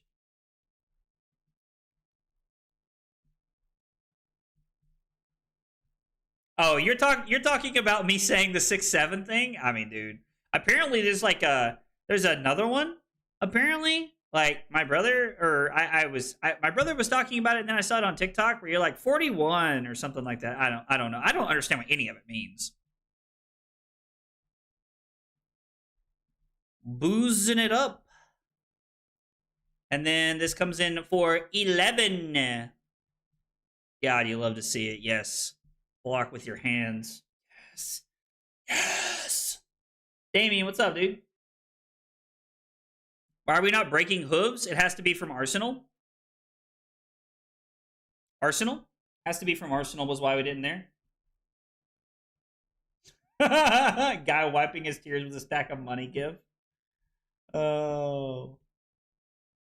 Victor sadly looking out the rain-soaked window, watching you hang out with his older brother. LOL, that's so funny. I love that.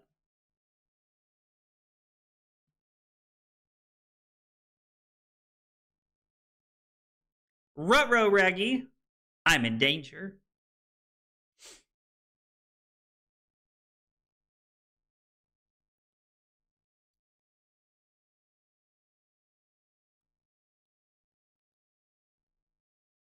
No! Sage.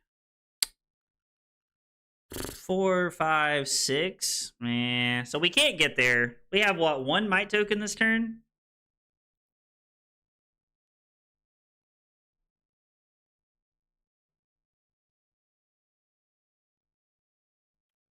Huh.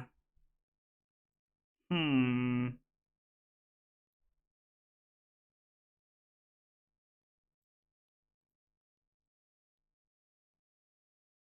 Well, them using the Redfin Harpoon feels kind of bad. Taylor's beating me up again.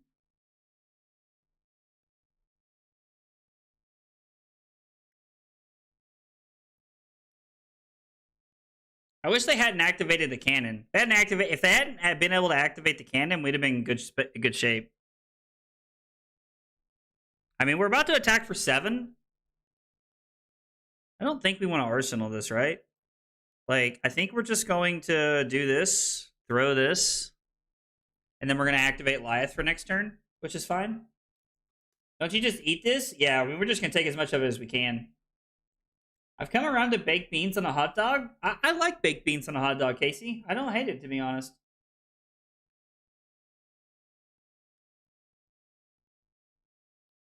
Thought it was just any Guardian attack. Yeah, no, it's got to be from Arsenal, sadly. If I had played better this game, we probably would have been able to set up like a good like crush effect and like try to end the game with hooves or crater hoof here earlier, but I haven't played it that way. No, red fin was the one that looks for reds. So the red, the yellow, and the blue fin all look for their colors. King Shark Harpoon looks for attack actions. King Kraken Harpoon looks for non-attack actions. Yes. Give me your tears, Gypsy, or I will take them. I keep seeing that like audio on TikTok with a bunch of cats. I get a kick out of it.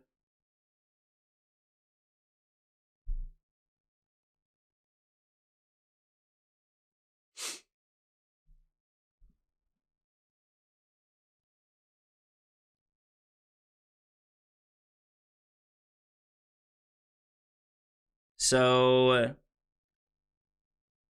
huh.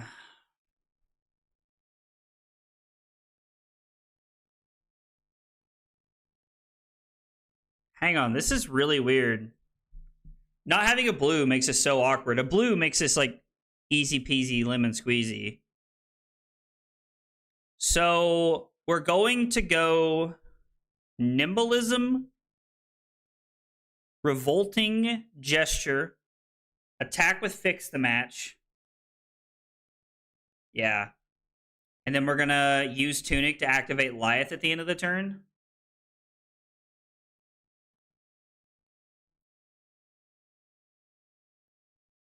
There should be... I think there's one left in the deck, right? Yep. And I love this because they have to block here.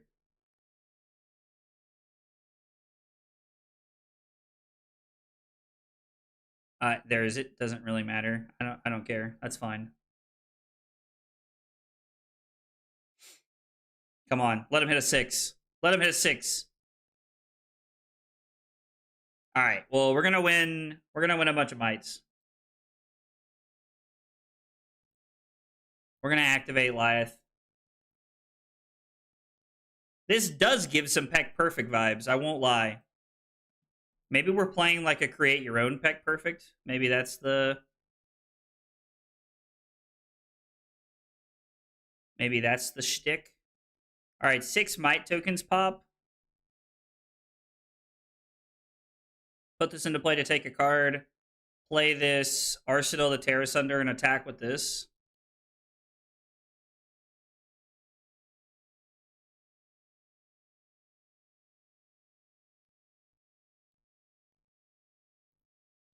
Actually, we have a better line, don't we?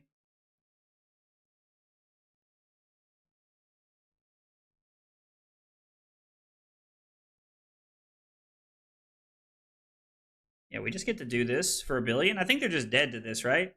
Because we take 2 cards out of their hand.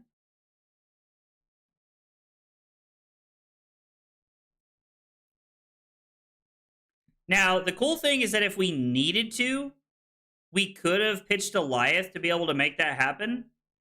So I think we just ran hot. Like 2 Terra Sunders early on in that game was insane.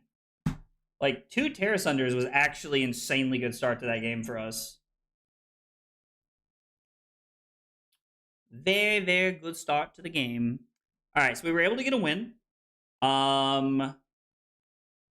2 Tear Asunders connected in the first 4 turns, giving us massive tempo and life lead. Played back and forth a few turns, then closed it out with double intimidate late. Fix the match. Fix the match. Stonks. Fix the match felt really good right there. Today's the 17th, right? Yeah, today's the 17th.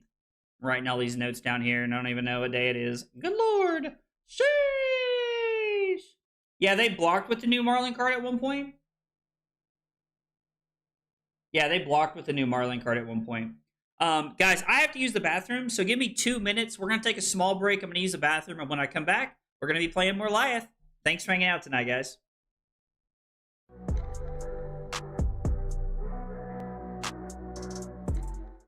Kyle requested 5 subs of water. Fucking weeb. It was not water. That was not water. Oh, here, have some water. I was lied to. The lies. Yo, only 4 cups? Listen at this man. That is 4 full cups, Cusco.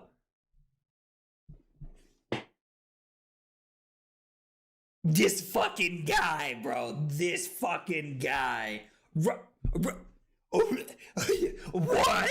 Rookie numbers? Bro, Cusco's out here. Look, this motherfucker's just sitting over there with a pot of sauce going, oh yeah, I'm stirring that shit up, baby. I'm stirring it up. Oh my God, we're going crazy tonight. This is as close as I'm ever going to get to going Super Saiyan right now. So I just need you all to know how, back-to-back Command & Conquer pummel turns in back-to-back games. And you know what? Just like Leonardo DiCaprio. I'm not fucking leaving. That's right. This is the kind of content we're looking for right here. The fab tutorials that blow your mind. Blow your mind. The recipe is literally just vodka and Sprite and some Mio. You know, it's the water flavoring things. You know, like the little squirt. You squirt the little water in. You squirt the little juice in the water, and then it's like, oh, no, this is so good. That's what it is. That's the secret sauce. I just crammed them all in my mouth. My God, this hand is dog water. Absolute dog water. All right, short break and we're back. I come back to read a message that says villains don't take a pee break. What the hell? Oh, man. You guys cracked me up. Also, while I was gone, you all missed it because I mute my mic when I leave, but Carly tried to hide in our bathroom and scare me because she knew I was going to take a bathroom break. And when she did, she didn't realize she was hiding in the mirror. So that was pretty interesting. Oh, yo, we got a little Victor action going on here? Huh. I wonder if we're supposed to be on the Intim bully tactics plan here. You know what? I want to play our main 60 and see how it feels here. I just want to run the main 60 and see what we get. All right. So we're playing Victor. We're going first, and we'll see what happens here.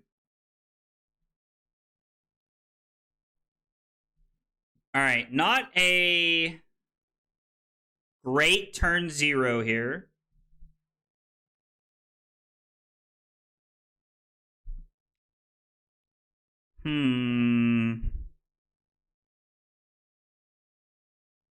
I don't really want to clash. I think what we're going to do is I'm going to put 2 steps ahead into play. Well, the first thing I'm going to do is I'm going to lag. We're going to put 2 steps ahead into play. We're going to pitch Escalate. No, we're going to pitch Power Play. I think this card's technically better. And then we're going to Arsenal cut a long story short.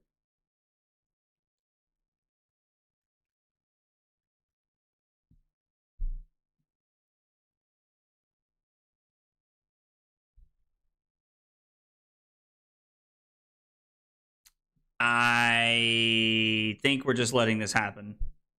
I actually just think we're taking 6 here, as weird as that sounds. Battle of the Brothers. Yeah, so I think what we're going to do is we're going to let this get hit, and we're going to go prime, short shrift. Yeah, we're just going to let this happen, I think. Yeah, we could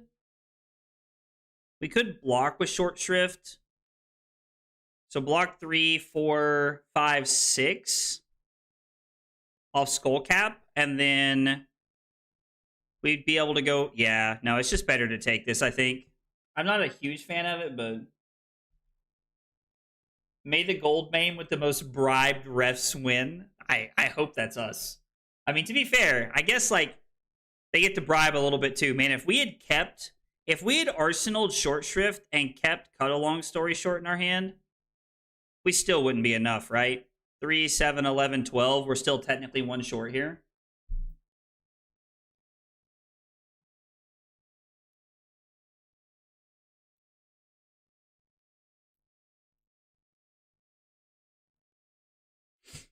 All right, so this is for 12, and we have 5 mites and a confidence token for next turn. Our opponent just apologized. I don't understand what they're apologizing for.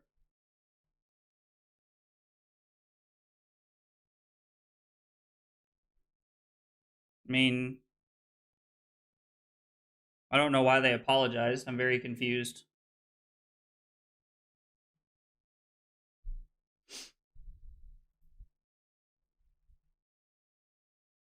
Yikes.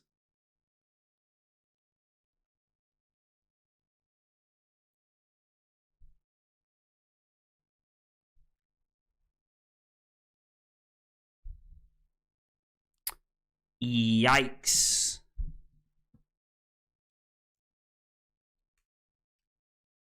This is one of the attack action counts I was talking about, and being off of an arsenal makes this a little weird. So I think we're going to pitch Nimbleism to the Rampart.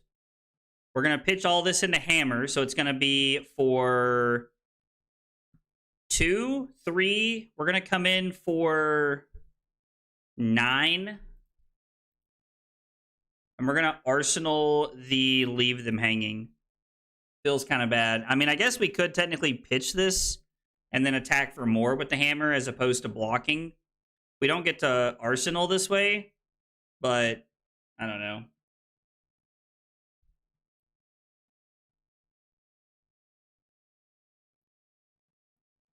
It's a pretty bad feeling to have to, like, when you're, I mean, drawing 5 cards, it feels pretty unlikely.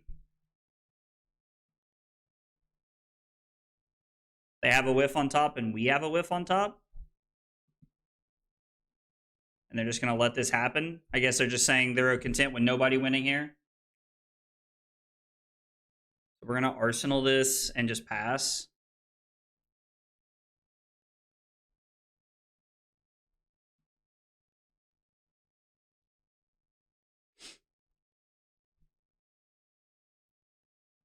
Okay. This is why Lyath is Azalea. I mean, it feels pretty accurate. Oh, was there a world? No, there wasn't a world where we could have intimidated, right? Because they had no cards in hand. So I guess the good news is that we can like take this, like their like power play. Man, like we can't just let this hit, right? 2, 3, 4, 5. Use Tunic for this. They made a Surge? Yeah, but they didn't have any cards in hand, is what I'm saying. Sure, they pitched and had no cards in hand to activate Tectonic. And then we don't, like, we're not stopping this regardless, is what I'm saying. Like, they don't have any cards in hand. So, like, we could have, but it wouldn't have mattered.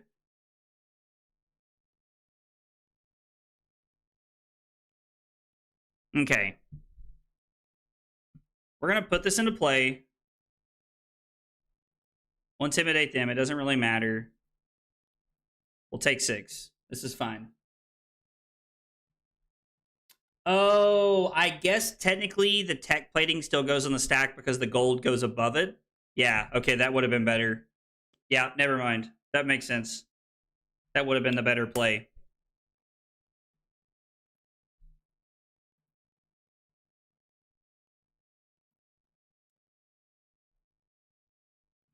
We're going to pitch Tunic.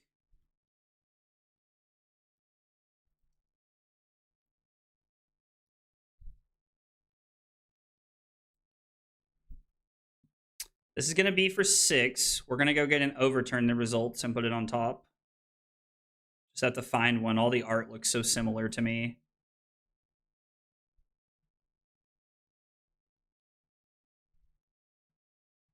You love to see this. You love to see this. And then we're going to Arsenal Edge of their seats, and we're going to block with Attention Grabbers and the headpiece here.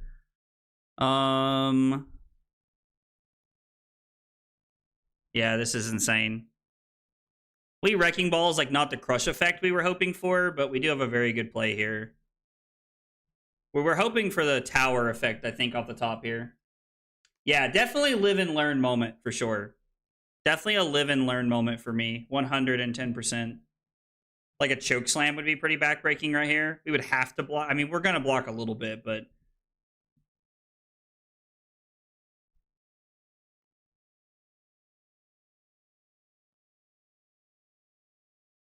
So we're just going to go ahead and pitch, overturn the results to put this into play. I guess we'll block this here. It feels a little aggressive to try and block this effect. I think we'll just block here. We're just going to make the play we want.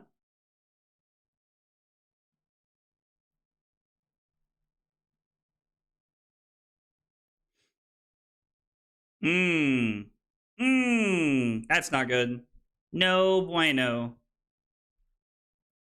All right, 3 might tokens, and we have plus 12 on our turn.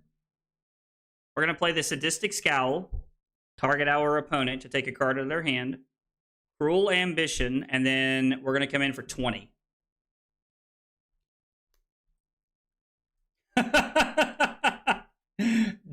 Direct access to world. Do not pass go. I love that. I mean, the 20 is pretty good. Like, we're going to get their arsenal. Like, they would have to give up, like, so much value here to keep their arsenal. Plus, we're just attacking for 20, which is cool. Like, I love how little Test of Iron Grip does.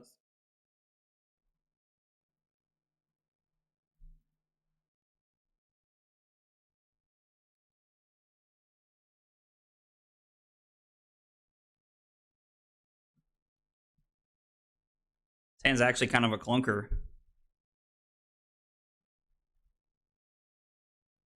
I mean, this comes in for 3. It's our only... I mean, I guess it's that or we're playing Hammer. We could technically take this Sadistic Scowl into Hammer. We might as well pitch one of the Minnowisms to Rampart here, I guess. Casual 20. Formal 20, formative 20. Yo, I love what you guys are coming up with. So if I block pitch to a Minnowism here, I get to pitch, overturn the results to Sadistic Scowl. We have 3 Might tokens, so we have +8. This is 2, 3, and 8 is 11. I think we'll just...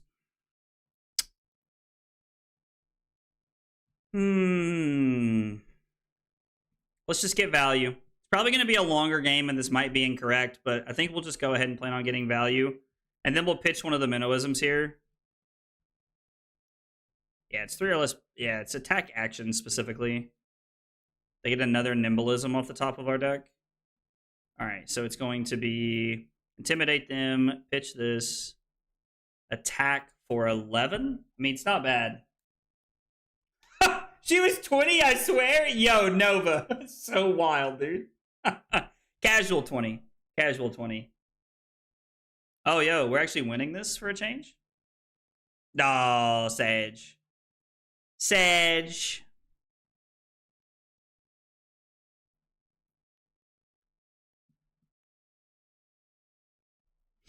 They have 2 Might tokens.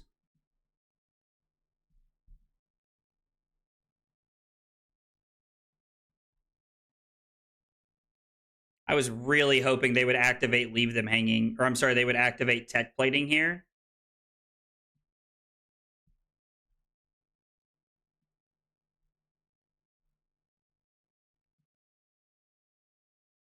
Are we going to take off a turn, or what are we doing here?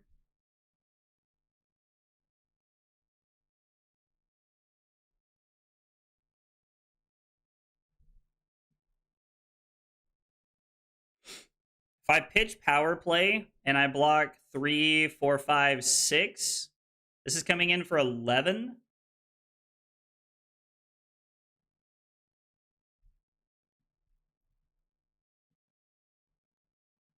So block 4, 5.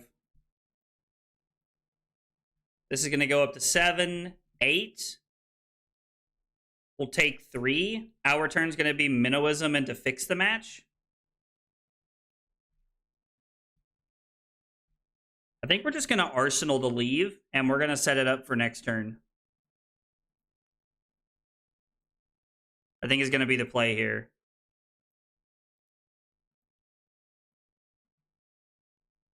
My token pops Minnowism into fix the match.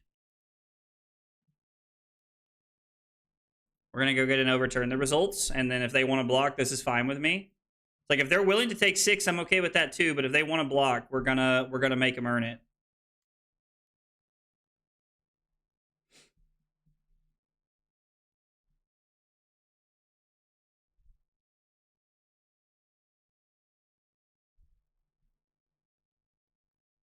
Not a great hand.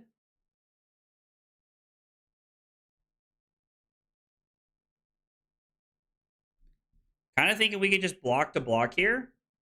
So is there a world where I'm able to...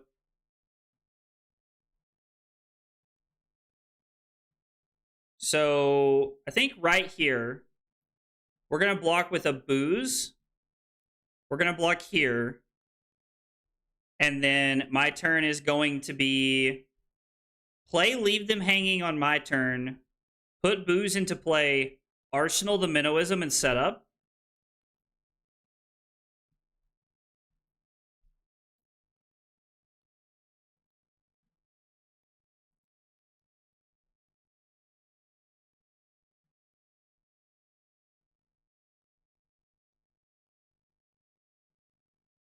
Yeah, I think this is fine. I think this is okay. I think this is a setup turn. So we activate this. We're not going to utilize the Might token here, but we're going to take 5 down to 11, which is fine. Our opponent passes. We're going to put this into play so that we can get value out of it now. We want to make sure that we are setting this up to pop next turn. We're going to play booze. We're going to get booed, and we're going to Arsenal the Minnowism.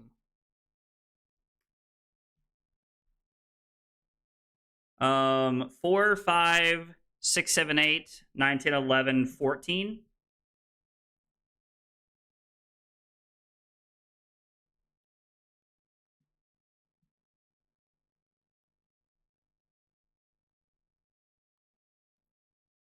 I mean, is this the best hand they have, or are they looking... It looks like they're probably looking to set up a pummel here, is what I'm guessing.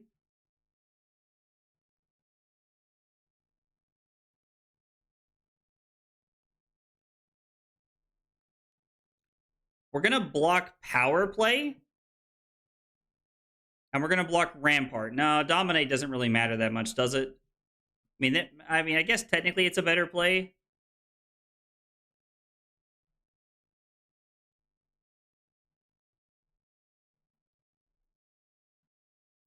We're going to use Tunic.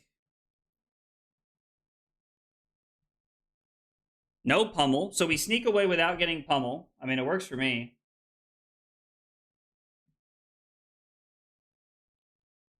I'm content with that play. We set up a Might for next turn. We set up more Mights. Minnowism. Nimblism. Cut a long story short. Forces, like, multiple things here. Test of Iron Grip could have an effect here, but I doubt it. I mean, I was like, you have to block pretty aggressively here to stop this on hit effect. We're gonna Arsenal Short Shrift, and we might try and dominate this. They have a defense reaction.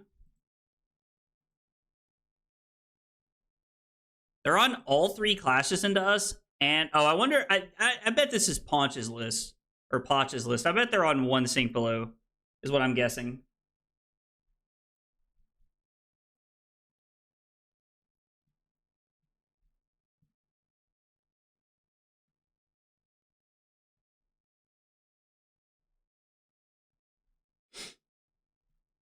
Well, playing the Terra Sunder is not really going to come to fruition here.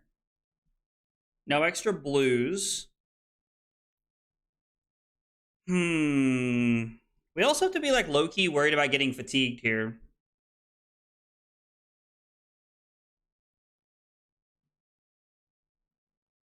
So this is going to be 7, 10 with Dominate. 3, 4, 5, 6, 7, 8, 9. And it's Crush, they discard a card, so that's not looking very good. It's not looking good enough.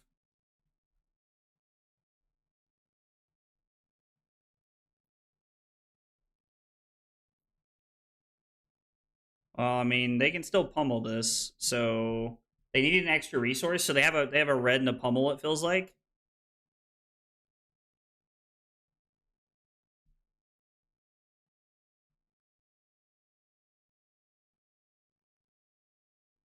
We will not have 3 or more auras.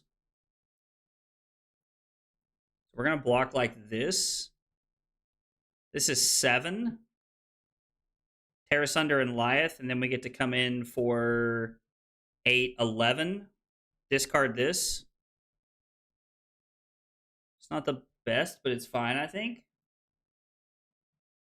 We could make a weird play where we overpitch for this, but I don't think that's correct. I think we're just supposed to do this and then eat the pummel. Oh no, they had the blue?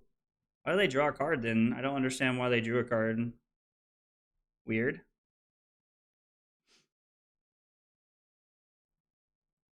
Minnowism into the Short Shrift for 11.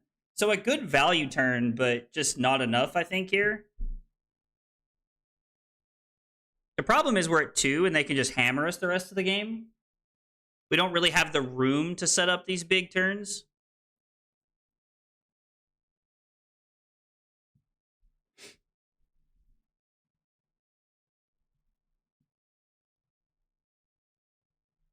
We don't buff these by activating Lyath. 3, 4, 5, 6, 7, 8. Take 1, Arsenal this. Hey. God, is this what playing against Guardian in-game feels like? Oh, I'm mostly joking because I'm normally on the other side of this, but...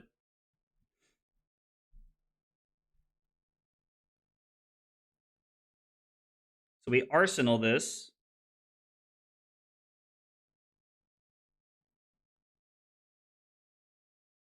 This is the third hand we've drawn tonight that has...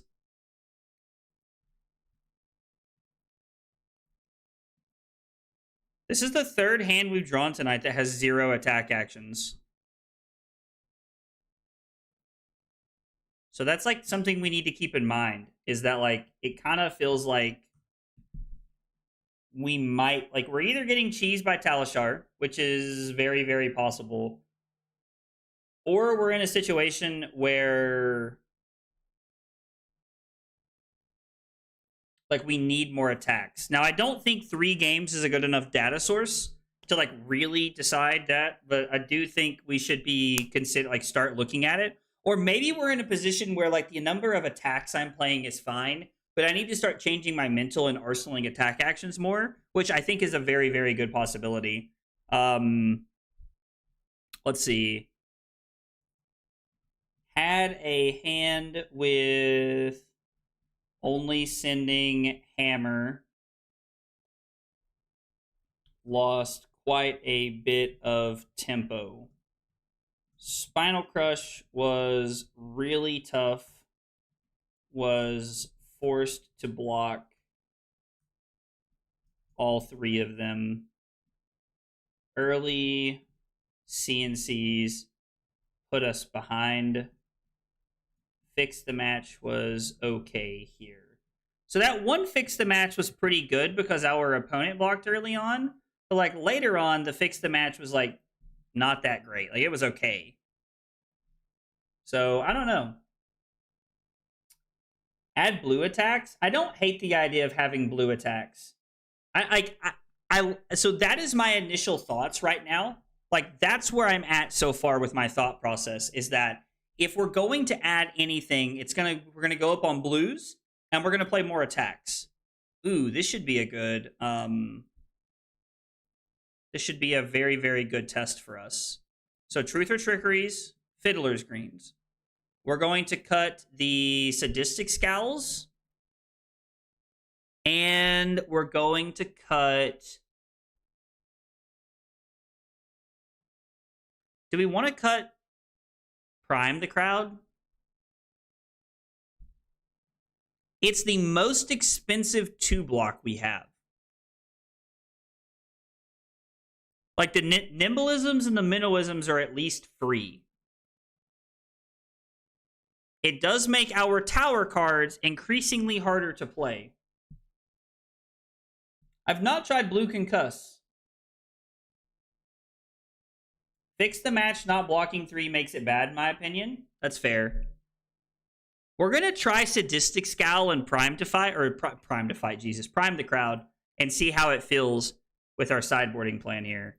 All right, so let's see. We're playing against Syndra, and we are going first. This should be an interesting matchup. Villainous Pose, pitching Power Play into Escalate Violence.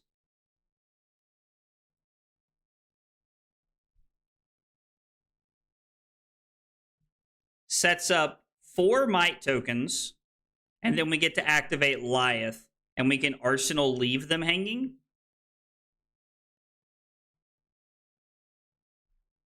So we have 4 Might tokens. We're going to have a 5th one, and we're going to Arsenal the Intimidate. Hey, what's up, Trent? We just lost to a Victor. We beat a KO. We beat a KO, and we beat a Marlin. I rolled pretty hot against the Marlin, though. Like, we were high rolling pretty straightforward. Like, I don't think there was really much to that one. We just kind of rolled hot, and that was it. I guess we could have, like, went for the... Like, no, because the Escalate Violence is just really good on turn 0.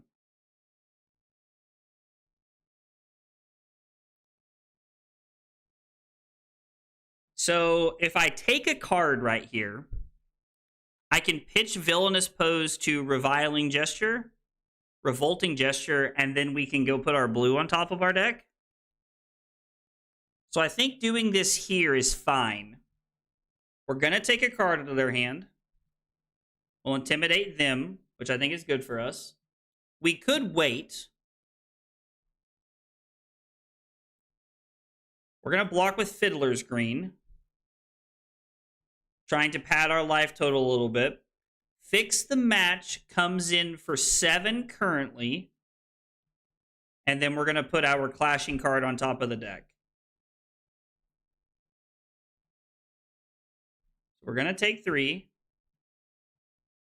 Don't see a reason to block the rest of the turn.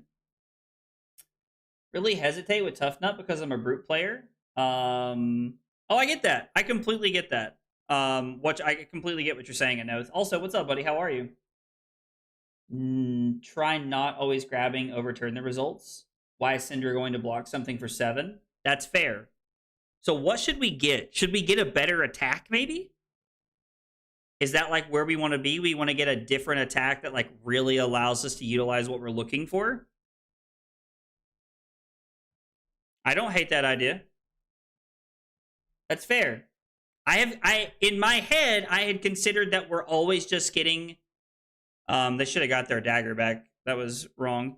I considered always just getting that card. Just always getting the overturn the results, my spoiler card. But you're probably correct. It is not right to play. So what disruption are we looking for? So this is for 10. We have a might and a +4 for next turn. We can try to intimidate them. I don't think that's that good. Their arsenal's probably not great. Are we looking to get the tower card is the question. Short Shrift makes them discard a card. We're going to tell our opponent we're thinking. So this is coming in for 3.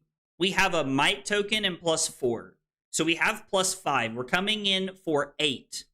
We would need 2 buffs in the next hand that we could play without...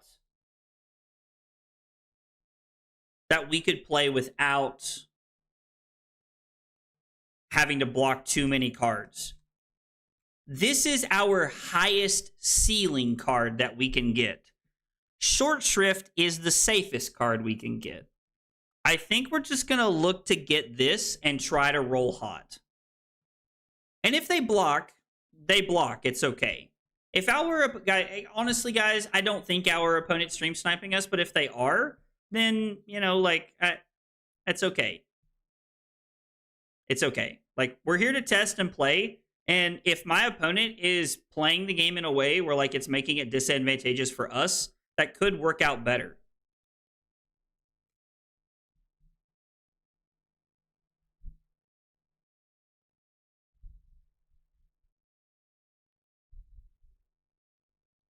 Does Terra Sunder just make this not matter?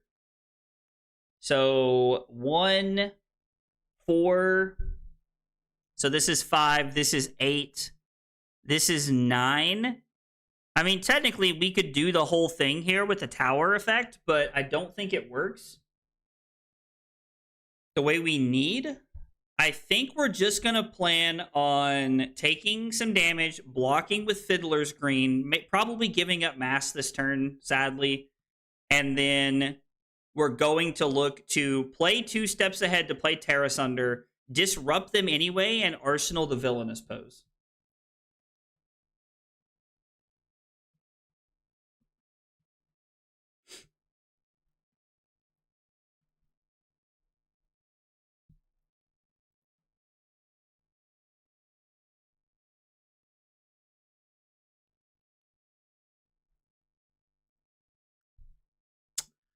I'd like to at least force them to flick us here to, like, get the mask, so I think this is fine. Hey, Randy, what's up, dude? Yes. I think Fiddler's Green's actually good in this deck. I'm not just, like, a degen fatigue player like you are, sir. Oh, it is funny. I got a kick out of your message earlier that just said, Fiddler's Green Midas Touch. I did think that was pretty funny. Ooh. That's scary. I still think we have to, like, take some damage here and have a turn where we can just bonk them and do our thing. I think we have to bonk them. Bonk. I need to get a soundboard and just a button that says bonk when you touch it. Like when I hit the button, it just bonk.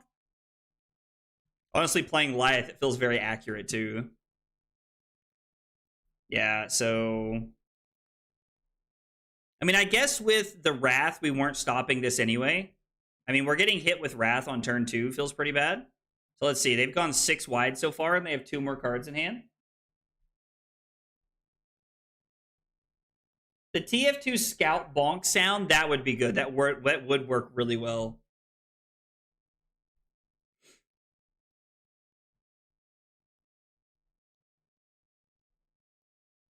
The hammer is looking devious. I don't know. Oh, phew.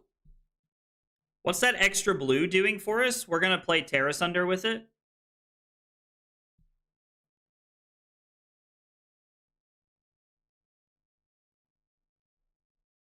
Man.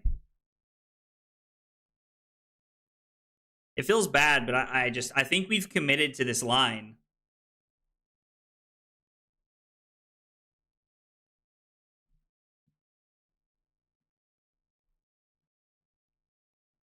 I mean, maybe there's a world where I'm just like, it's just unfortunate that the second turn of the game, they had a Wrath of Retribution turn.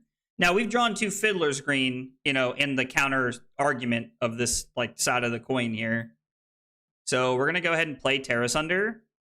And then 5, 6. This is going to be for 9 Dominate. If they ripped into a defense reaction, they could give card from hand, defense reaction, and 2 pieces of equipment to stop this, which we probably lose on the spot if that's the case.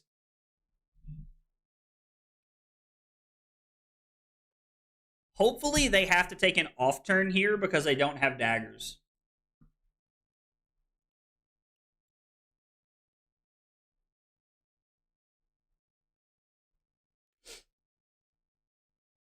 Yeah, we're going to keep the villainous pose for the arsenal here. That sound is etched into my soul. That's funny. All right, so they discarded a couple of things. I don't think they're going to have much of an off turn. Leave them hanging is not bad here.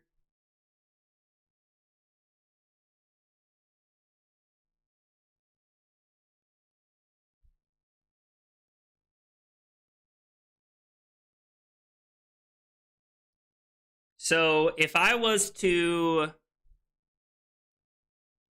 put Leave Them Hanging into play,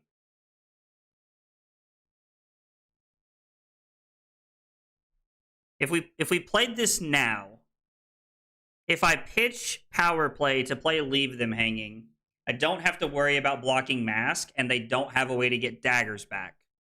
We're going to take 4 here. I guess well, I could use Tunic for the extra, for the block here. And then I could also block with Attention Grabbers if I need to. I think that's wrong, though. I think if that's the play, if I put this into play with Leave Them Hanging, my turn is going to be pitch Booze for Villainous Pose to set this up. Use Tunic to activate Lyath, Arsenal, Edge of their seats, and we're going to throw this to try and disrupt them. I think this is a good play. I think this is fine. Having like Scowling Fleshbag is on a stick is very, very good against ninjas.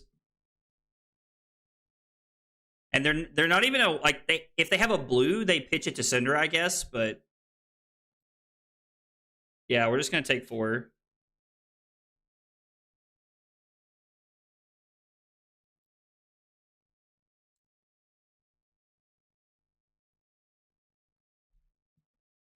Would we not have gotten to tower with Lyath?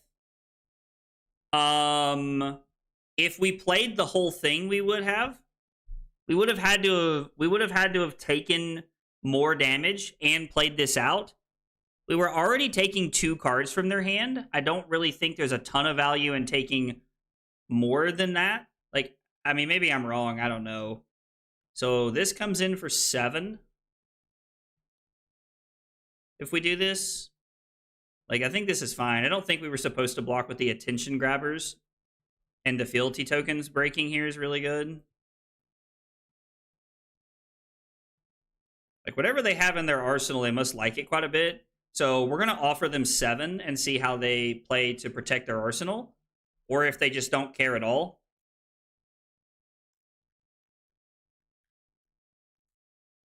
No, we would have had to have had more. So we couldn't have towered without playing both the villainous pose and playing the Terra Sunder.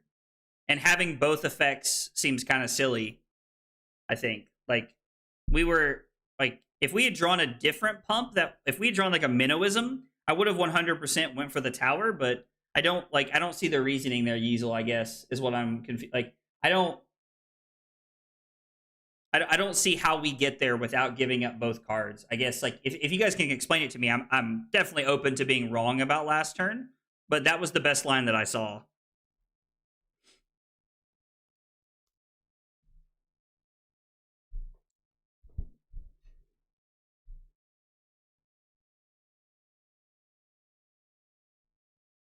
All right, so we have no attacks here.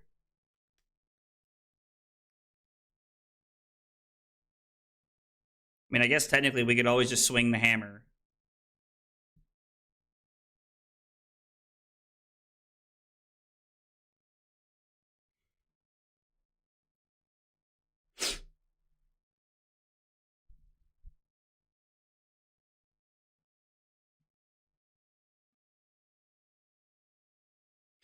I'm going to see what they do. I'm still trying to decide how to play this. Like, how to play out this card defensively.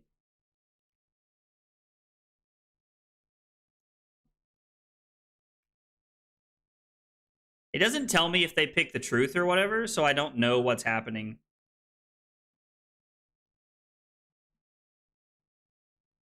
Okay.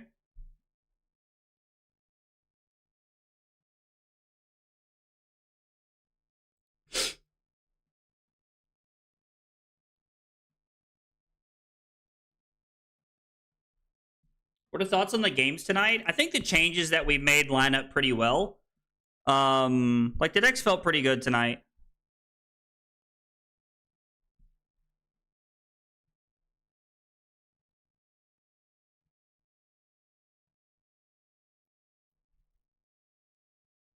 The decks felt pretty clean tonight.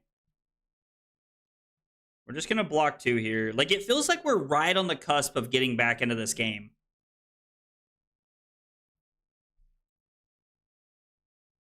This is just 3 damage.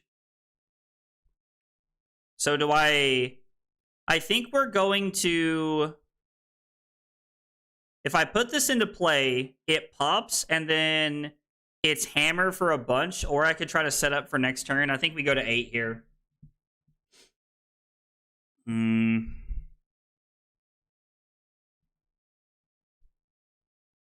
I don't think we're supposed to give up. I don't think we're supposed to give it up this turn, Trent, because we don't have an attack that it really lines up with here.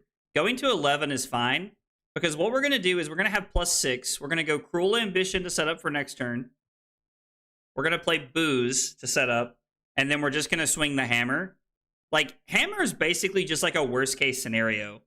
So let's see, +6. Hammer's coming in for 7 because we have Terra Sunder. I'm sorry, for 9? 3. Oh. Yeah. 3 and 6 is 9. Lord. Jeez. All right, 11, 11.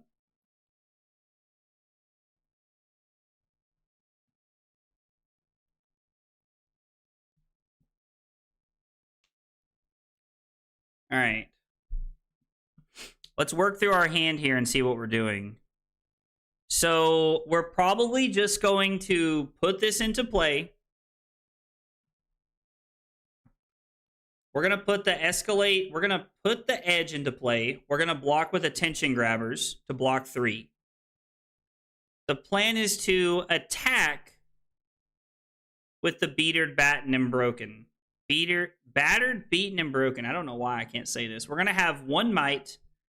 This will not be in play. We create a second might if we're able to pitch a blue. So we have the ability to block with this. No, I'm sorry. We don't have the ability to really block with anything, do we? If I want to play this out the way I want to play it out, we can't do everything here. I'm trying to greed a little bit too much, I think, here. I think I'm trying to greed a little bit too much. So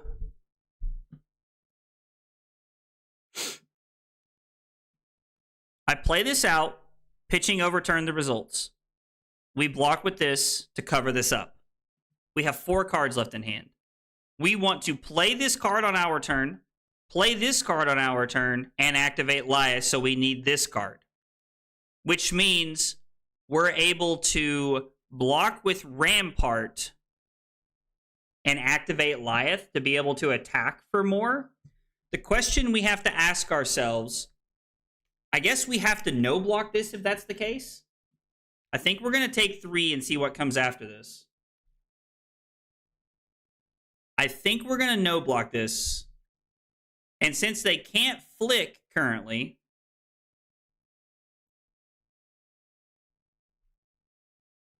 okay, so it's going to be Rampart and this. Both of these triggers go on the stack. We play Edge of their seats.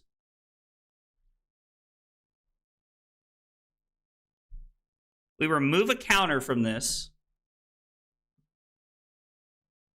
We pitch Escalate Violence.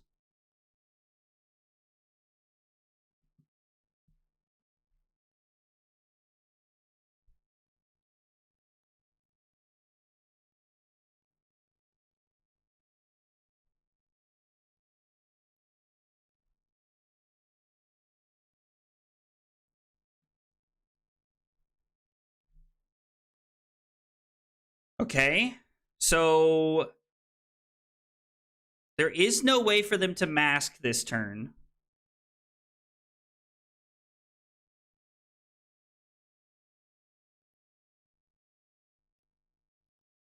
Yeah, we can't Lyath now and on our turn. That's something I just thought about. Thank you for pointing that out, Felix. I appreciate it. So I think we have to go to 4 here. They didn't use Vest, so they don't have like a 1-cost attack here.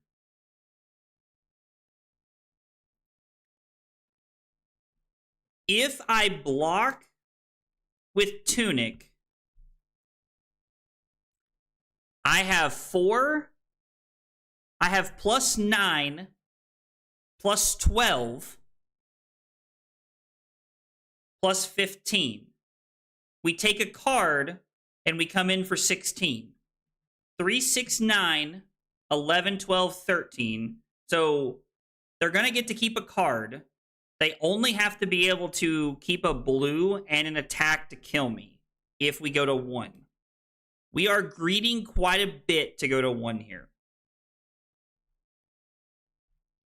The other option we have is to block 3 and 4. Well, I will have 3 auras if I keep all my cards.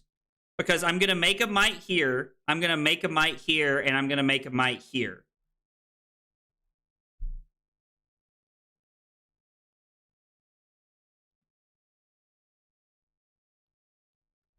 I don't know that greeting is correct here, but I don't know if we're winning the game without it. I think we're just doing this, and we're going to see what happens. Now, they also have an arsenal, but they have to draw blue is the problem here. We're just going to leave the 2 on the table, which I don't know if that's correct or not.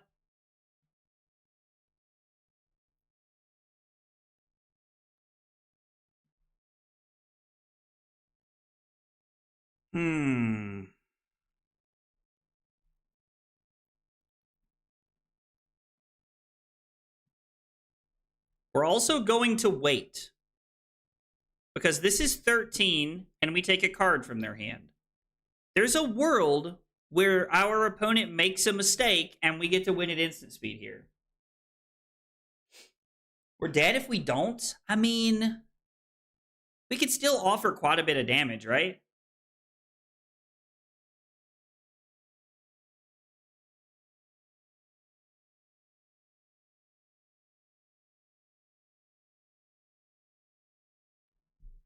Yeah, now they're thinking about their blocks a little bit more. So we activate this to make a might. This goes up to 16. They take 10 and go to 1, and they have 1 card in hand and 1 card in arsenal.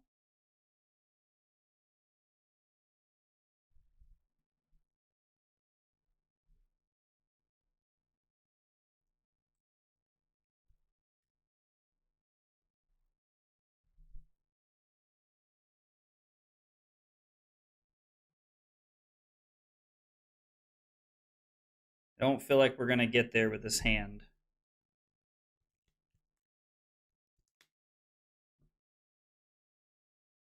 We needed a Minnowism in this hand. Like, we needed one of our 3 costs to be a Minnowism here. Oh, man.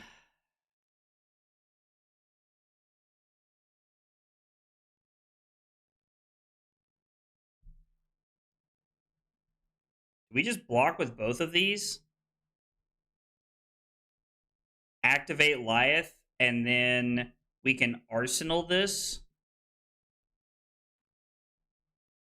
We get to come in. We'll have 4 mites, so this would be coming in for 7. They have to give us a card or all of their equipment. I don't think there's anything they can use to kill us like at instant speed with here.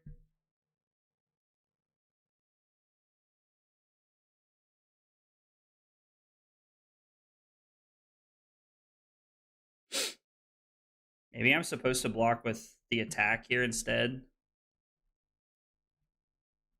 We can only use boots to dominate if it's from Arsenal.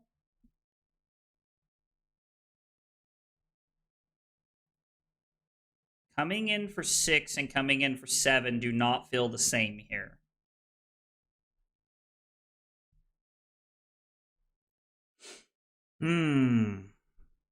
There is definitely an argument to Arsenal the Intimidate one. Yes. There is 110% an argument for that.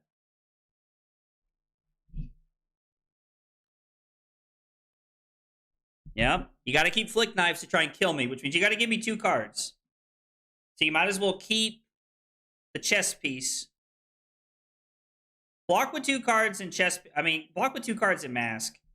Block with a 3-block, a 2-block, and mask. Keep the chess piece. I mean, if you're playing around lunging press, like, sure. They might just be sitting there thinking it doesn't matter.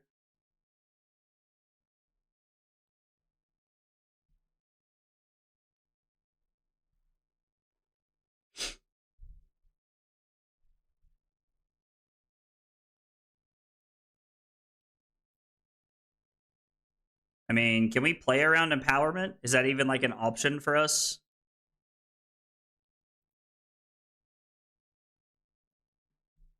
All right. I need them to have a brick here. It's worth noting that the play of... Oh, wow. That's unfortunate. Yeah, I don't think we're ever playing around that. Man. Dang. That was a good game. I thought we had a chance to get there. So did it matter? Did us, like, was there a world where we Arsenal better?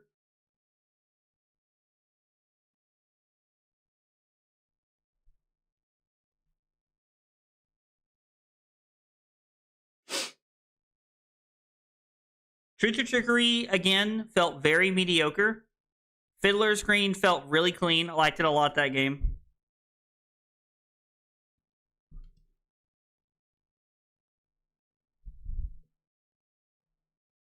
It sounded like there was a line where we could have played Cut a Long Story Short and actually took their entire hand.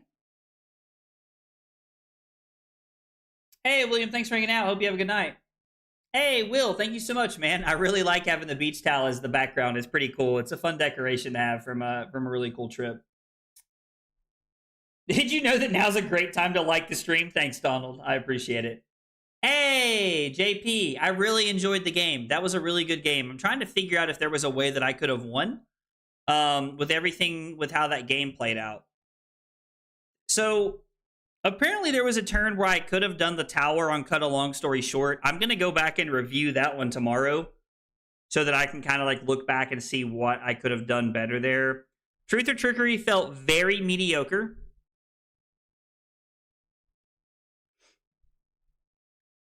Oh, I guess we did see all 3 of our Fiddler screens. Probably what's going to need to happen. So we probably should have Arsenal to leave them hanging. It wouldn't have mattered, right? Because I'm always keeping the Rampart for the breakpoint. So it wouldn't have mattered if we would have arsenaled that, but I think it's technically a better arsenal. All right, let's see. We lost. Missed tower on discard effect. Review game for how to play it out. Truth or trickery felt very mid. Missed on discard. Should have arsenaled.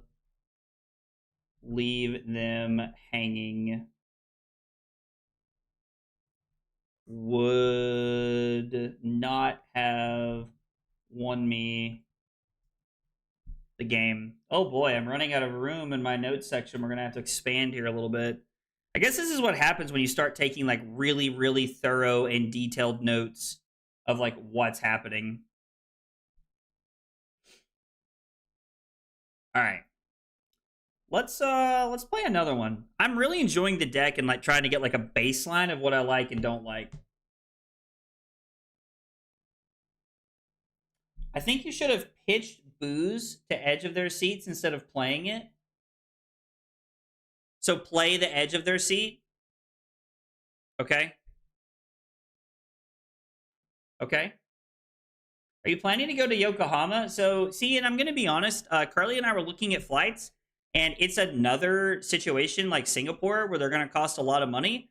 So I think I'm going to skip Yokohama since it's so expensive. And I think Carly and I are going to go like on a vacation and go to the beach or something. I'm like, you know, I've went to every major event this year. I went to both PTs. I went to nationals, and I'm going to Philly. So like all 4 like major events. So I'm going to take a PT off, and I think Carly and I are going to go to the beach and have a good time. I don't feel like we want any of our sideboard. We're just playing straight 60 in this matchup. I mean, fix the match feels really, really good here. We can arsenal cut a long story short. I mean, we could also like Terrace under the cut a long story short here. The dream turn cycle is probably involving leave them hanging or another suspense aura coming off, and then hitting our opponent with a tower effect that they like really can't block. What does this thing do? Interesting. All right, so it's going to be Minnowism.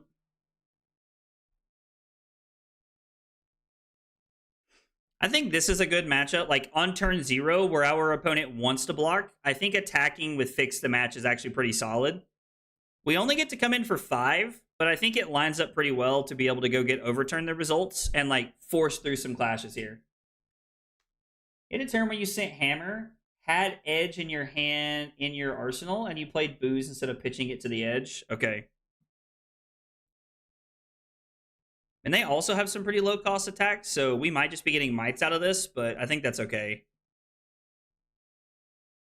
Yeah, we're going to activate Lyath, pitching Battered, Beaten, and Broken. We have Terrace Under and another blue and 3 mites. We might just be looking to get a lot of value out of the Terrace Under. So we can 3, 7... 10, 11. So I think we're better off to block with cut a long story short. And then we can actually just play the Wii Wrecking Ball. We get to set up 2 might tokens. Yeah, so it's 3, 6, 10, 11, 12. We're 1 short. It's a little tough to get there sometimes. It can be a little tough to get there from time to time.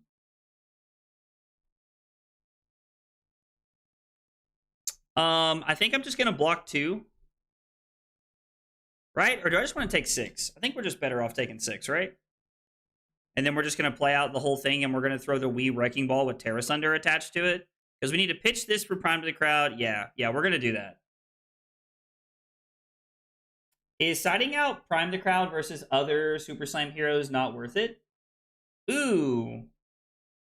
It's very possible that's correct, Easel. I hadn't considered that until now, but because it's both sides of the coin, because it's a symmetrical effect, it's probably correct to make that play. I kind of like where your head's at. Maybe it's correct to side this out in like this matchup specifically. Like it doesn't matter whose resolves first here. They get to make a Vigor token. We set up a Might. It's gonna be Terra Sunder, and then this is gonna be for like what, 9 or 10? 11. I've yet to figure out like all of the quick math on all of the new like yellow crush effects. We're working on it, but I have yet to figure it out. Well, dude, what did you say? That's what she said too. I missed it.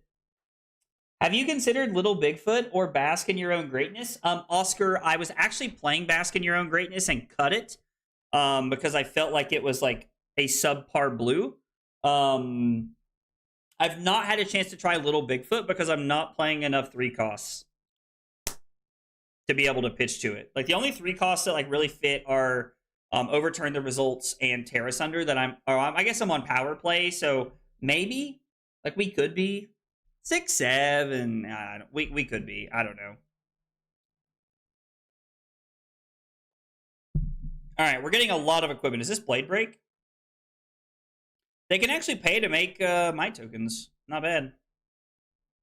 So they protect their arsenal, but they do have to discard 2 cards because of the Terra Sunder. Ooh, they're also on Prime the Crowd and Fix the Match.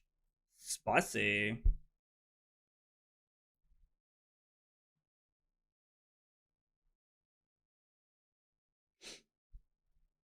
Yo, what?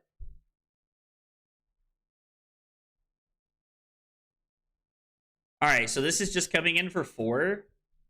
It's kind of funny. So this is 3, 4,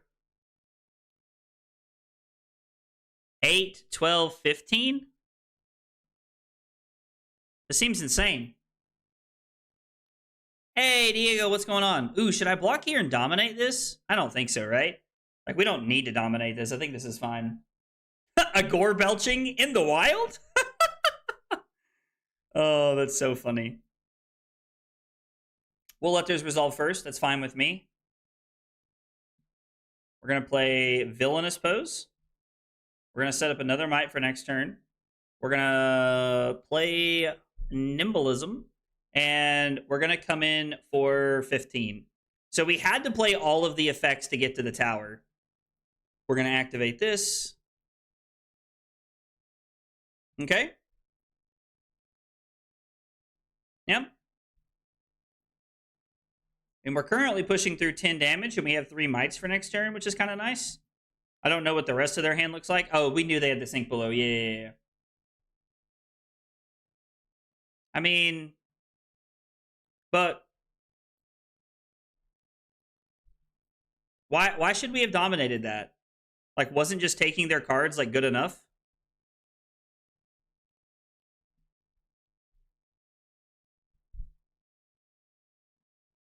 Like, genuinely curious. Like wasn't that just good enough? Like, just taking, like, all their cards? Because now we get to go Prime the Crowd, Revolting Gesture, play Booze to set up, and then we get to... I guess we get Arsenal to Terra Sunder.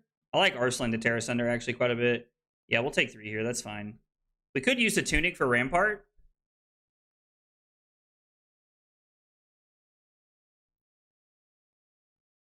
I'm really liking playing KO, but I'm not brave enough for Gore Belching. I mean, Gore Belching seems like that's an option of all time.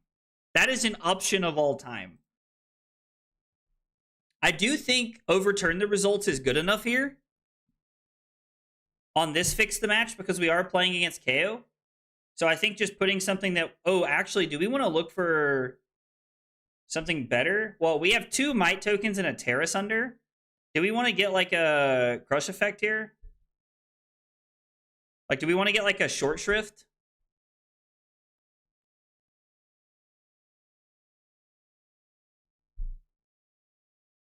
No, I think in this matchup, we're just supposed to get a Overturn.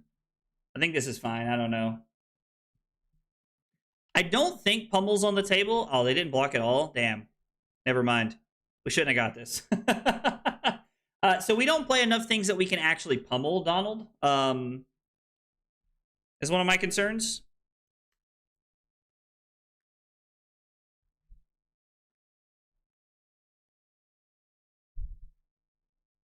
So, okay, we're going to make an extra might token. That's awesome.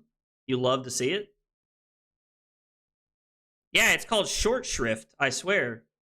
Hang on. I'll pull it up after this. It's called short shrift. I swear that's the name of the card. Is it short shift? Man, I'm going to feel really dumb if there's no R in there.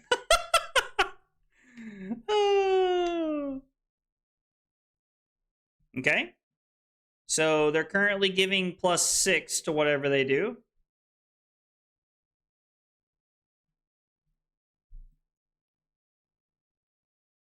They do not have more life than us. Do we want to edge of their seats for the fix the match here?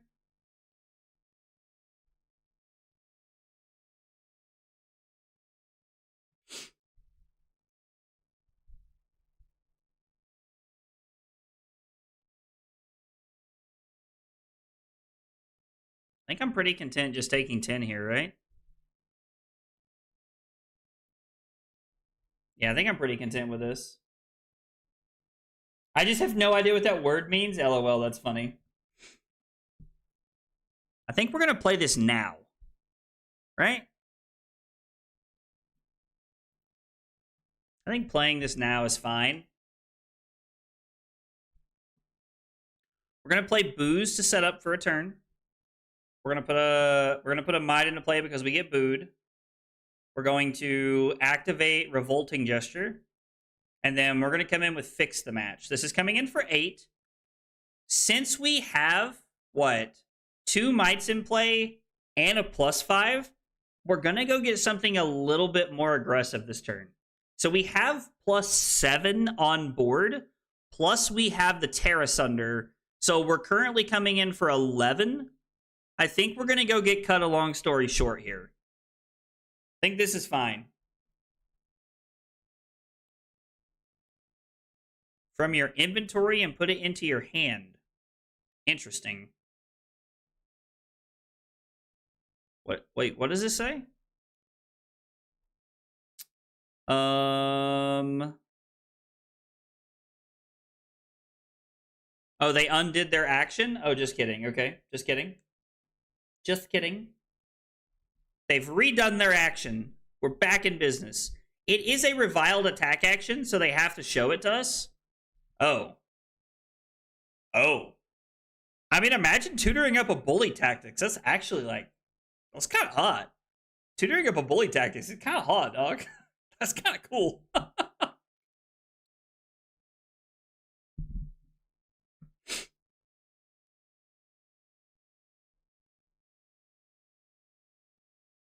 Well, we've got a 3. They've got a 2. Oh, wow. We actually win a might.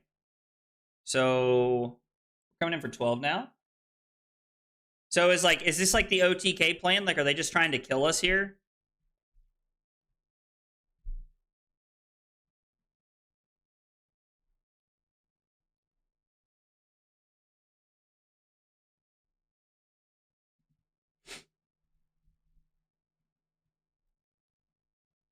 You're eating a ton of damage soon?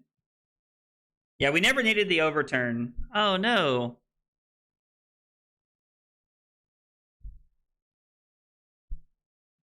So this is currently coming in for 5. What happened to the bully tactics? Why is it over here? Did they block with it?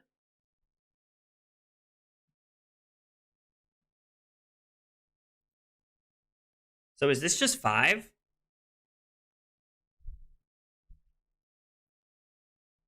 I mean, I think we're good with this either way. It doesn't really matter. Yeah, I also thought the same thing, Cody. I thought the same thing, Cody. Why did they... I mean, I guess they just wanted to block?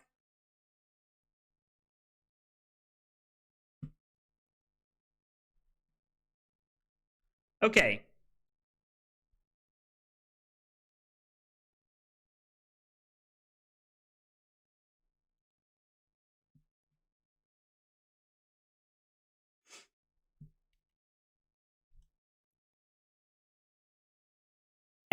I'm so sorry I missed it. My headset was turned off. Daniel Kaluski, thank you so much for the sub on YouTube. I appreciate that a whole bunch. Wait, do I want to play this? Hang on, we have to think about this for a second.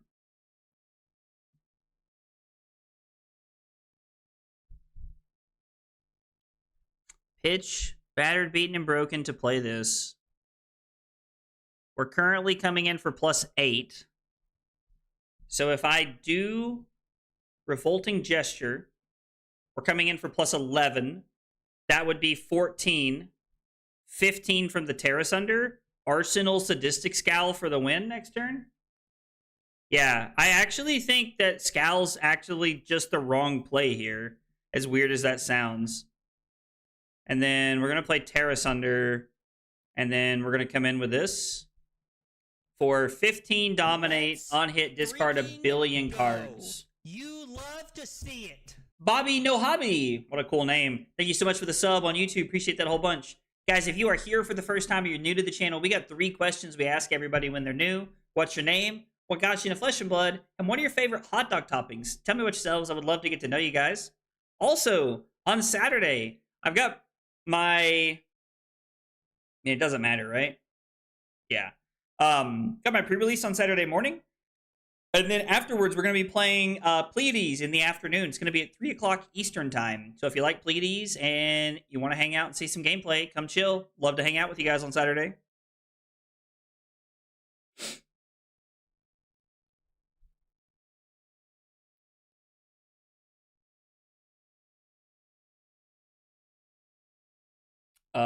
Yeah, this is fine. I'm just going to play both of the Sadistic Scowls. And come in with Short Shrift and end the game. I think this is fine. So we just get to play double Scowl here. Intimidate Guardian, so ridiculous.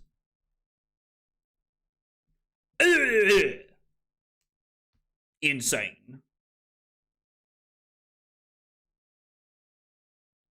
Good game, opponent. And then we were going to be able to Arsenal, battered, beaten, and broken.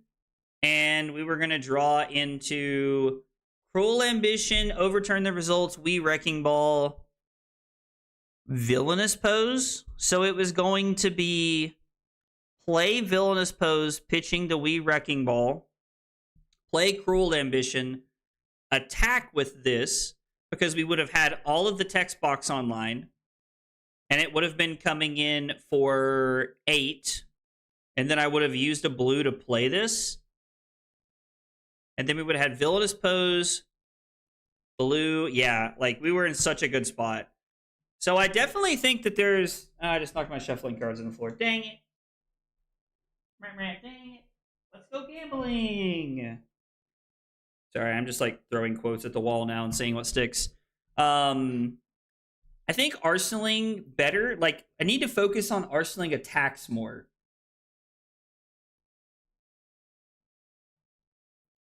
I think that like last game we got better with draws, but I think we need to focus on arsenaling attacks more. RKO. We went first. We did get the win. Op never had a big turn. Tutored bully tactics and blocked with it. Let's see here. Discard tower effect with Terrace Under was good value. Should have, let's see. Maybe, I'm going to put maybe, should have used Hoof to dominate first tower effect. Review. I'm just going to put review so I can go back and look at that. Because I honestly don't know if we should have done that. Taylor said we should have dominated, but I don't know if we should have. Like, I'm not sold on the fact that we should have, like, dominated that there. So, I don't know. So see, and I will say, we got hit with a couple of Spinal Crushes earlier, and that felt pretty bad. Like, the Victor game we lost felt really rough. Because every time they threw Spinal Crush at us, I would want to play, like, buff attack, and I'm like, oh, we're playing Runeblade. Like, we're playing Runeblade, and it was weird. So, I don't know. Intimidating Guardian is crazy. Printing a character with D's as the end of their sound name is wild. Yeah, I agree, Donald. I don't know if you guys saw Lupine Fiasco's spoiler video, but like he makes a D's Dutch joke in it with Pleiades. Is hilarious. My name's Diego. My LGS promoted it and I loved it. I usually just top it with habanero and jalapeno. Well, let's go. Diego, welcome to the channel. Welcome to Flesh and Blood. We're glad to have you. I'm glad you're hanging out with us. How does this Goldmane fare into Wizards? I have not played one yet. I'm imagining not great. Being able to go tall and intimidate helps a little bit. Like, we're probably looking to sideboard in bully tactics. In that matchup to be able to take cards out of their hand. So that's probably something we're looking to do. I don't know. Spicy list. Thanks, Rodolph. I appreciate it. The closest place to me that runs this game is 45 to 60 minutes. Oh, man, Bobby, that sucks, man. I hate that for you. Longtime brute player fighting demons to not pick him up. Eloquent Eulogy. I think you'll love the hero. It's got a lot of like Runeblade / brute vibes to it, in my opinion. It's a very complex deck. And I apologize if I ignored you guys tonight. That was not my intention. I was more focused on trying to play the games and like getting everything set up. Truth or Trickery felt very mediocre. Might just play Oasis Respite in its spot. I don't know. I'm stuck on how I want to utilize the defensive cards in the sideboard. One thing I've been considering doing is playing 2 copies of Overturn the Results instead of 3 and playing 1 copy of Heart of Handle. I don't know. If we play Heart of Handle and we play Oasis Respites over Truth or Trickery, we might be able to like slot in like a better aggro plan because we did lose to the Syndrome. I don't know. Truth or Trickery felt very mediocre, but Oasis Respite also has like game plans into like Wizard, and it has good game plan into aggro matchups. And I can't decide if I like a one of Heart of Handle. You know what we might do is I might go up a blue. I might cut. I don't know what to cut. Prime the Crowd is the first thing that I think of cutting. We cut one Prime the Crowd and we play a Heart of Handle. I don't know. Heart of Handle kind of sounds hot. Pitching it to Rampart's good. Pitching it on offense is fine. So right now, my thoughts after 5 games of streaming and talking to you guys, Truth or Trickery's got to go. I want Heart of Handle in the deck, and I think 1 more blue.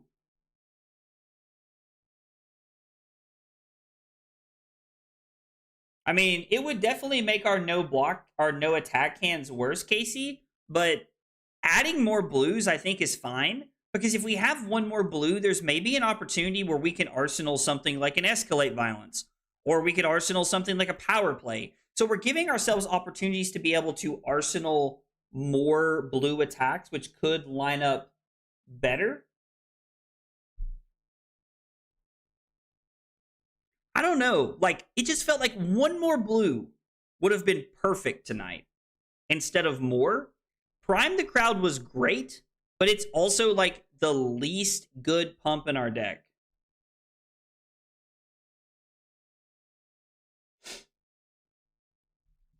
I don't know. Like, Heart of Handle and Oasis Respite's what's standing out to me as like power play cards here. I don't know. I'm going to work on the deck. If you guys have suggestions or you've been working on something and you think that there might be a better option, DM me on Discord. I would love to chat with you about the deck. I'm honestly just like theory crafting and throwing cards around. So I'm trying a lot of stuff right now to see how it feels. But I'm open to like other thoughts and things like that. Guys, if you're not in the Discord, I'd love to have you. !Discord. Would love to have you and hang out while we're chatting in the Discord. In case you missed it earlier, The stream is called Road to Worlds Episode 1. Tonight starts the beginning of my journey to my first World Championship. I bought a PTI to play, and I'm going to be documenting very, very extensively every game I play, why I'm sideboarding cards in and out. So every stream is going to be focusing on CC or LL over the next 8 weeks. And then every Wednesday, starting next Wednesday, you're going to have a recorded video where I cover the data and I go in depth with everything, so that we can kind of go through this journey together. And it's going to be a very, very fun journey to take, so we can grow as players and hopefully do well at the World Championship this year. Excuse me. So there's a lot of people, Bobby, in my Discord who are just hanging out, that love to play games. You'll probably find quite a few people that want to play games and test and things like that. And if you're ever looking to learn the game or something like that, we have there's a I'm having a stroke right now. I have what's called Talishar tournaments that are very new player friendly, and it's just some prizes that I put on the line that is completely just up for people to play and compete. It's completely free. But yeah, the Discord is a great resource for people that hang out and would love to teach you stuff like that. Have you looked at Pleiades? What's your thoughts? I found her underbaked and not sure if the armory is worth. I think Pleiades is like all the other heroes. She's going to be... It's going to take a minute to figure everything out. But yeah, I have high hopes for Pleiades. I'm actually streaming Pleiades on Saturday afternoon. So make sure you come check that out and hang out while we stream Pleiades. But yeah, guys, thanks so much for hanging out. Thanks for being here. I appreciate y'all chilling while we were here tonight. If you guys are new to the channel, make sure you like, follow, and subscribe. It goes a long way in helping me out. I'd really appreciate it. No stream tomorrow. Got my sister's volleyball game tomorrow. Friday is an in-person armory night for me. I will be back on Saturday. We're doing a Pleiades stream where we're testing the hero, and I'm cosplaying Pleiades. So make sure you don't miss that. It's going to be memes and all kinds of shit galore. So make sure you come by and hang out, and I will see you guys on Saturday. Take it easy, guys.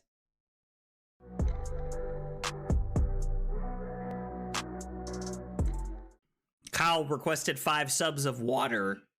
Fucking weeb. It was not water.